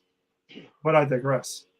All right. Let me talk to Ginny. Let me get the. I don't have the credentials anymore to sign into this website. Let me get that taken care of. And yes, now I have to prove that mid-tier. Oh, Jason, I'm just gonna tell you right now. Don't worry about it. I got you because you knew I was like doing producer stuff on our most recent run, so I can help you out. Yes. It doesn't really matter. Okay, cool. Let's just go. I'm just gonna quickly go through his filmography just so I can, continue to hammer home my point. Jason X, Punisher Warzone, a film we covered on here. That was a crazy movie. Okay. But you notice, though, is that when he becomes involved, all right, Academy Awards are not going to be won. Let's just put it that way. Things go off the rails. Things go off the rails in one way, shape, or form, okay? And Punisher Warzone and Jason X in very different ways than Alien versus Predator. Let's see. All right. Well, he was in 24 Live Another Day, so I do remember that. All right. So he was in something good there because I love. All right. I absolutely adore 24, and yes, he was on Arrow as well. Even good Arrow years, he was good. Oh, okay. Okay. Cool. So, but then he was in Resident Evil Retribution. They all sound the same. They bleed. I know the first one. I know. Yeah. I know I've seen the second one. That's all I got. Yeah, that could be part 4, 5, 6, 7, 8, 9, or 10 for all I know. I have no idea. It was just a nest egg for that lovely couple of Mila Jovovich and her husband who directs it, and that's why they do those movies. It's fine. That's cool. They deserve it. And I can assure you, I have never heard of most of these movies on this list. Nope, not a lot. Oh, well, he was also in Die Another Day, which, yes, he was. Oh, who was he in Die Another Day? He was MI6, briefly. Like, he okay. He was there. But, all right. a movie that we hammered on Deep Dive. Oh yeah. We hammered died. And wait, well, actually, it's bullshit. He was in The World Is Not Enough as well, apparently. And Tomorrow Never Dies. Oh, So he was in that run of. I think we agreed. Was the agreement that was probably the worst run of Bond? I don't know if I can sign off on that because Roger Moore is still out there. You know what I mean? Roger Moore had a much longer run. I will say. Yeah, but if you take Roger Moore off the slate, which evens the playing field, then yes, I would agree. Because I love GoldenEye, and again, I'm not going to try to rehash that, but yeah, outside of that, it gets a little rough. Yeah, Tomorrow I got Never Dies. spots. Tomorrow Never Dies. I think that was the one I was kind of like, yeah. I like Tomorrow Never Dies. I have soft spots for parts of the other two, and I just like Pierce Brosnan. No, of course, no. Well, remember, we both love him as Bond, but we just felt like he never got the due in his run. Agreed. So either way, when he shows up in a project, I usually I will cower because I know. By the way, I want to point out that we just spent like 15 minutes talking about James Bond because neither of us have anything to say about this movie. Yeah, I'm gonna have to steer us back to this because Saying. Well, I'm just all right. I'm gonna go through my notes, Jason, and we're gonna see what. Please do. We're gonna go through these. So Please do. I got the sped up birthing process of the xenomorphs in this because we get somebody who gets that face hugger attached to them, and I'm telling you, it was like 5 minutes later, bam, right out of the chest, done. Because this is an Alien versus Predator movie. We ain't got time for that. We ain't got time to bleed. Exactly. We ain't got time. And we only got a little time to breed. Yeah, I don't know. Like Wayland gets murdered. The human exposition in this movie. Oh, the humans were so fucking pointless, and that was my problem originally with this movie. I think I said this on Badlands. This movie works if you could do what Badlands did and take all the fucking humans out. Because what the fuck was Bishop Wayland Yutani the third, whatever the fuck this guy's name is? What is fake Bishop's issue, right? Like, the Predator goes, I'm going to kill you. Nah, I'm not going to kill you. You're old and dying. And then he essentially, like... Don't turn your back on me. Yeah, he does something he knows is not going to kill this thing. Don't turn your back on me. And he barely dents it. He shoots at it, and it looks over and goes, well, fuck you then. Yeah, that was why? That was incredibly stupid. That was like Friday the 13th shit. It was so dumb. It made no sense. No, it doesn't. And a lot of things don't in this movie. Especially because the humans exist because the Yautja and the Xenomorphs can't actually speak English. So they were like, how do we get the story communicated? Because we can't do it through filmmaking. And you know what? I would even accept that limitation because they could have. It's doable if they had talent. But they don't. But I'll accept that limitation. Then you have 20 minutes of my attention in this hour and a half movie. No more than 20. Mm-hmm. To establish your shitty little fucking human problems and Earth plots. Get those humans to an alien or a predator. You have no more than 30 minutes to get the aliens versus the predator that you promised. That's just my personal thought here. 52 minutes in, Jason. 52 minutes in. Insanity. It's unacceptable. None of these. And the only character I remember, because we thought we were going to be doing the show a bit earlier, so I watched the movie earlier. I have a terrible memory. I admit that. But I watched the movie earlier, so it's been like a couple days before I saw this movie. I don't remember any other fucking human character outside of Bishop and the girl who befriends the Predator. That's all you need to know because nobody else gets any level of character development at all. They're just fodder. But yet we spend so much time with just them. That's part of the issue. And also, Jason, we get you're one ugly motherfucker in this. Oh God, I fucking hate that. Stop it. You don't know. I can't be mad. Can't be mad. This predates a lot of the stuff. Come to the dark side. It predates a lot of the stuff, but I do fucking hate that callback. We gotta let it die. You know who didn't do the fucking callback? You know who didn't do it? The Alien show, Alien Earth we watched. We didn't get it in fucking Predator Badlands. Stop it. This was the third time. Remember this? Well, this was the second time they did a callback. Because remember, there was a callback in Predator 2. The only time I'll allow it because Danny Glover can do what he wants.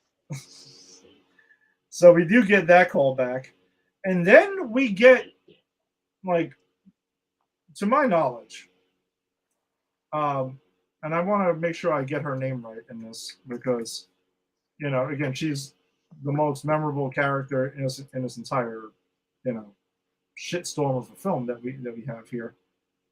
Sanaya Lathan, who plays the main character Alexa Woods here.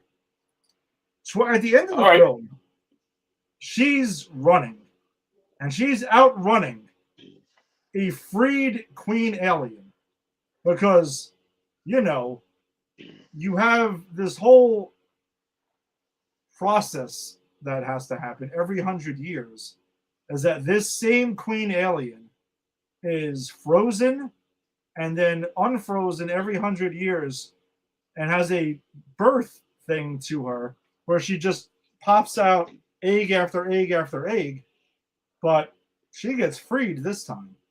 And she runs when she gets freed. She runs amok. She's huge. There's a scene, Jason, where she's out running this fucking queen alien that's about 50 times her size in the snow. But that's it, because as we know, yes, xenomorphs' only weakness is the snow slows them down so drastically. Yes. That human beings can outrun them in the snow, which also slows down human beings. Yeah, it makes perfect sense to me. Yes. When I saw that, Jason, I'm like, at what point was she superpowered or anything like that? Like, when did that part happen? I don't know. I don't remember that part, Ed. I'm going to be honest. I'm saying this happens at the end of the film, and I was blown away by it. I'm like, no, that's interesting. Well, this movie is just, it's nonsense. Nothing really happens in this movie. That is fucking stupid. There's a lot of stupid things in this movie. Like, the whole plot is stupid. Like, the predators come into these temples to hunt the aliens, and as you said, the whole ritual of the mother and like, well, and the humans have set this off, I guess, but like none of this makes any sense. How, like, I have so many questions, I can't even get one out. This place has been buried, right? So why are there even fucking predators there? This is no longer a fucking fighting ground for them. So apparently, I'm sorry. No, go ahead. I'm going to attempt. Oh, I'm going to give you what the movie gives us. Okay. And you tell me what you think. So apparently, the predators showed up yay long ago, and the humans worshipped them because they were gods. They were bigger and stuff like that, and yada yada. And they're like, all right, well.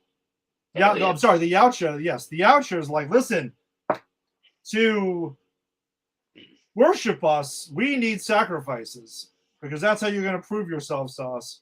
And when we say sacrifices, we mean you're going to allow these face huggers to attach to you and create and birth xenomorphs out of your chest because that's how you're going to sacrifice yourself because we need to hunt these xenomorphs.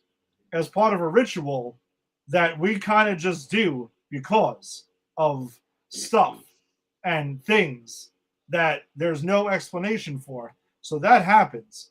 And then we're going to do this every 100 years. We're going to come back to this temple in Antarctica because back then it was populated. Now it's not anymore. And we're going to put ourselves in this pyramid that shifts for unknown reasons because that never gets explained. It just is. And we're going to hunt them. And the humans, you're just here to do it. So, And lucky you guys were here, because if you weren't, we'd have made this trip for no reason. exactly. And that would have been a waste of time. And we would have had to go find Dutch or something like that again. You know what? Exactly. You know what a slightly revised but more sensical version of this is? That this happens on the alien, the xenomorph homeworld? No, well, I mean that would be great. No, I said slightly more. I'm trying like they're not. When I'm not expecting good things. I'm sorry. Slightly. I went too action packed there for a second. Go ahead. You went too far. But if the reason that that the Yautja had to come back was because this was an ancient like training ground that was buried and they never expected anyone to go there, and but when the humans get there, they activate these fucking old defenses, and the Yautja have to go, and they're actually there to help the humans eradicate the aliens because oh shit, we don't train this way anymore. Now we just hunt Dutch. Now Arnold Schwarzenegger was born, and we realized that there was someone in the universe worthy of fucking hunting. We don't need this anymore, but we also can't allow this species to be wiped out. That would very small change, way more interesting. Better. And let's not try to attach this canon to the proper franchises because man, shit really goes off the rails then. Especially what we know now. Yeah, I mean, no, we couldn't. It gets really bad. We'd have to discount everything after it because they clearly did, and so it's not fair to like hold this up to current day canon. But I think it also falls apart if you hold it up to what came before it, and that's an issue. Well, yes, because the original Predator, Yautja shows up. He sees violence. He's trying to find the fucking the lion of that jungle, and that's it. But why is he here? It's not 100 years later. 2004 was 100 years later. So why is he here? Why did they come back again? They came back twice during that. Right? Why? Yeah. We're not that interesting of a species. And that's why it would make more sense, I think, if it was, oh shit, the old training ground we forgot about was just activated. We got to send some people. Because then it could have been written off as, well, yeah, we stopped training there, but we always come back to dip our toe and see if how many old Schwarzeneggers there are in the world. And if we only find one of them, I guess we'll do with the Danny Glover. But, you know, that's what I'm saying. Like, it would have made more sense, but you're right. Why? It's so incongruous, but they're really trying to put it in our face that it is attached because the whole Bishop thing, right? We're supposed to believe that this is where the Bishop model was modeled from, I guess. And so I guess after him, and because remember, Alien takes place, the entire 4 previous Alien movies take place hundreds of years after this. That's so right. This is You're right. supposed to be set before any of that happens. So maybe this is where Weyland Yutani discovers the xenomorph, and they must find them again. That's why they're hell bent in those 4 movies to acquire them. Whatever. Maybe. Whatever. That I can kind of buy into, I guess. But for the sake of this movie, it's insane to the fact that the humans also, again, are literally just there to narrate because we have the Italian guy who can read everything and tells us all of this past. And he Oh knows god, the everything about anything. exposition dumps. The exposition is wild, and it never ends. And again, they're just there to narrate the film because the Xenomorph and Yautja can't speak for themselves. So, no. And then, at the end of this film, right, we get a callback because there's one scene where the Yautja and the Xenomorph and a facehugger disappear for a second, and we don't see what happens. At the end of the movie, it gets paid off because the dead Yautja, the last one, gets brought back up to his ship and is laid there. Then we get a hybrid predator alien that rips out of his chest to say, yeah, motherfuckers, you're getting a sequel. You like it or not. So, is that what this? Because I've never seen the sequel, or maybe I did and I don't remember. Because I if would choose the second. if the sequel is like this, I might not. And in 3 weeks' time, when we're done with this run, I won't remember seeing it this time. It's such a fucking forgettable movie. But does the second one deal with this Hybrids? Yautja hybrid situation? Yes. From Okay. what I recall. All right, so this might be in so bad it's good territory. No. Oh. Now, full disclosure, as we're wrapping up this, because bottom line, well, whatever, we can get to rankings when we wrap this up, but I've seen Aliens versus Predator Requiem once in the theater, probably the night it opened, because the trailers sold you a movie that, and plus, well, they sold you a movie that was going to right all the wrongs of the first one. You guys said it was boring. We're going to go balls to the wall, action packed. And I remember the trailers being like, oh, all right, maybe this can kind of get it done. And they wanted to back it up by saying Aliens versus Predator. Like, hey, you guys remember the difference between Alien and Aliens? More action, more sci-fi action. That was the promise going into this film. Now, okay. Oh God. The things I recall about this, and this will be interesting to look back on, is this movie, the sequel, is so poorly lit. You can't see what the fuck is going on most of the movie. And there are people clearly in xenomorph costumes in rubber suits. And I think some of that was by design. Actually, no, it was by design. In this day and age, Let's see, when like is you had someone in a rubber suit in Alien the original, and it looked great. Yeah.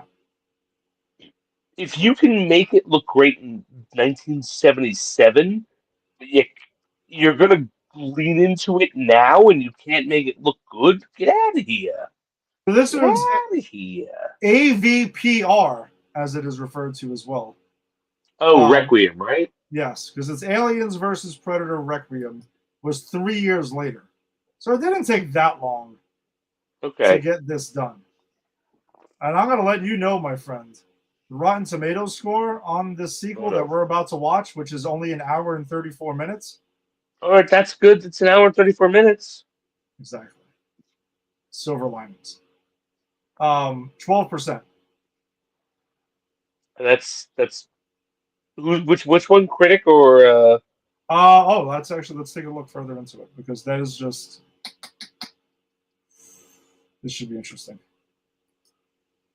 Oh, well, critics score is 12% over 77 reviews. Yeah. The fan score is 30. so bad. It's pretty bad. I mean, I would say 30% of the population at least have terrible taste in movies. It's funny because the critics' consensus, the increased gore and violence over the first Alien versus Predator Can't excuse Requiem's disoriented editing, excessively murky lighting, and lack of new ideas. Wow, sight unseen. That sounds like exactly how I'm gonna feel. Yeah, this But we'll see. I'm curious. I am curious to see if you get pushed over to the so bad it's good, but I kind of doubt it. You know me. My taste is it's in flux. You never know. Yeah, this will be a challenge. I'm gonna say that. All right, so then I guess let's wrap it up then as we usually do. AVP in each franchise, right? Because we're not going to All do the right. whole thing. No, that'd be All right, crazy. first, where does it rank in your Predator rankings? Above Predators. No, above the Predator. That's it. The Shane Black one. Yeah, that's it. I actually, I think it's probably a better executed movie than the Predators, but that movie was kind of fun, and so it beats it out. All right. My Predator rankings, Hmm. same spot because we have very, very similar Predator rankings. We do. Right? Because we flipped the top two, and I think we actually flipped 3 and 4, ironically. Right? Because you have Alien, Aliens, Prey, and then Badlands. Yeah, I think so. Right? And then Predator 2, Yeah. and then the Predator. All right, so you're second to last. I am also second to last, but mine are Aliens, Alien, Badlands, Prey, then Predator 2, then Predators. Which I still can't believe that over this rewatch I have flipped that, but I did. Yeah. And yeah, so And I will say this for Alien, the Aliens franchise, right? This is where it gets weird for me. Yes. I think it's a way better movie than Alien 3. Okay. I don't think it's a better movie than Prometheus, but I personally ranked Alien 3 over Prometheus because I liked it better. So that's where this ranking gets weird for me because I can't with a good conscience say that Prometheus isn't a better movie than this. Just technically. Oh yeah, that's right. So all right, so my rankings, I have Aliens, Alien, I have Aliens, Alien, then I had Covenant, I believe, Mm-hmm. and then I had Prometheus. Now again, I don't like either movie. I think they're stupid as fuck, and the characters are written like they are in a slasher film. Agreed. It's the choices they make. And AVP I have below all of those. Yep, which I do too. I have it above Alien 3 because this was as boring as this movie is. It has more excitement than Alien 3. Makes more sense than Alien 3. Yeah, I mean, both of them are pretty stupid, but yeah, I don't know. There's not people trying to rape Ripley constantly and like that weird thing, and then there's that. No, I agree. I think we put it in the exact same spot in both franchises. Yeah, because like I guess, well, there's also Alien Resurrection,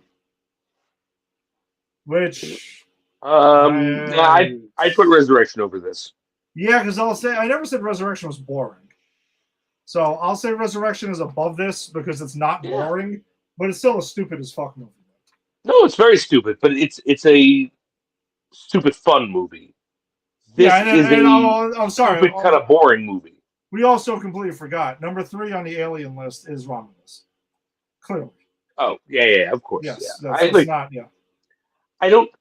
I completely ignored ranking this because I didn't think there was any way in the fucking world for either of us it was going to affect any of the good ones. No, it's not even. Yeah, it's Yeah, just how bad is it? that's it. There was no way. I'm not sullying the name of Alien, Aliens, Predator.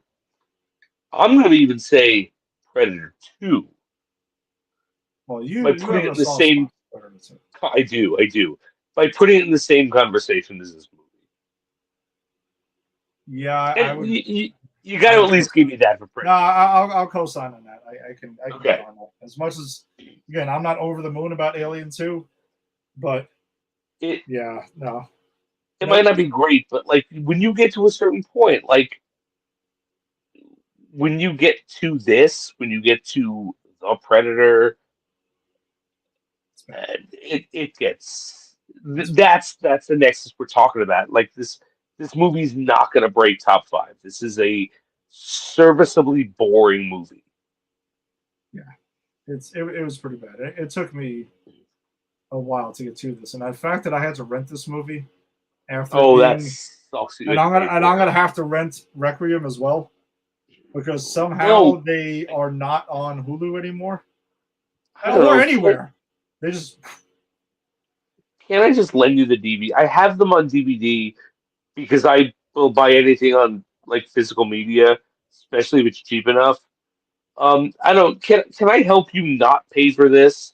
I no know you can. because no because, and I'm gonna tell you why though. Okay. Because number one, you have never seen this film, so you have to watch the original cut. There is an unrated version of this. Oh. Okay. Now, All right. I have not researched what is the difference. I will after I watch the film because remember, I'm comparing it to a film that I saw 19 years ago once in the Okay. theater and was so angry when I left that theater, I never wanted to see it again. Okay. Yes, I was pissed. This was like probably comparable when I left the theater for Mortal Kombat Annihilation. Pissed. Shit. Which I was out first 5 minutes of that movie. But we'll get to it. We're gonna cover that one. Yes. In May, we absolutely shall. Yeah. And actually, Ed, I got two guests lined up for that episode. I got friend of the show, Ginny.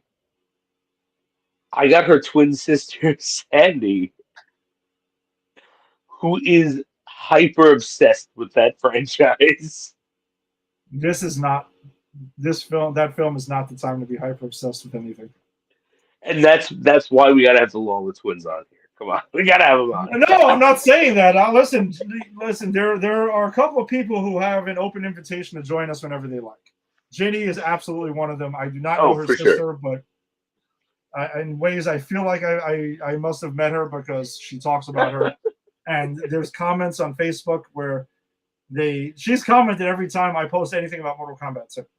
So, there you go. Excellent. so there is that. All right, so that wraps it up for then as us for this week. I hope you enjoyed the giant-sized episode because our runtime is that of one. We did do it. Whew. All right, let's read some news now, and then let's let Tony talk for a bit. We got to get to that runtime. We still didn't get anywhere near that runtime, but no, it was just 3 hours. It's 3 hours that one, right? we were almost at like 3.5 hours. It was nuts. It was insane. Yeah. But thanks for joining us as always. If you joined us on a Facebook live stream, be sure to check us out at Granny's PhD's Facebook group, where we share trailers and stories and shows and everything else that don't make the show as well. So check us out there. It's a lot of fun. Check out popculturepros.com and Pop Culture Pros Facebook group. Again, that's who we are presented by, as well as on YouTube. If you're checking us out, subscribe, hit like and subscribe on Pop Culture Pros and wherever you found your audio-only podcast. Jason and I will be back next week discussing episodes 2 and 3 of Daredevil Born Again. We'll have episode 5 of Invincible and the end of the Alien Predator run for now, because we know that franchise will return at some point. But for now, the infamous Aliens versus Predator Requiem. Jason's first time seeing it. My first time seeing the unrated version, so we'll see what the hell that holds into it. but I remember this being a crazy, crazy, stupid movie. So we'll see. We'll see how I'm this goes. excited. I'm hoping this is so bad it's good territory for me. I kind of hope so. I'm hoping like older Ed looks at this and you're like, boy, this movie's stupid, but at least I laughed. Exactly. I'm hoping so. We'll see. But we'll see you next week. Peace. Later.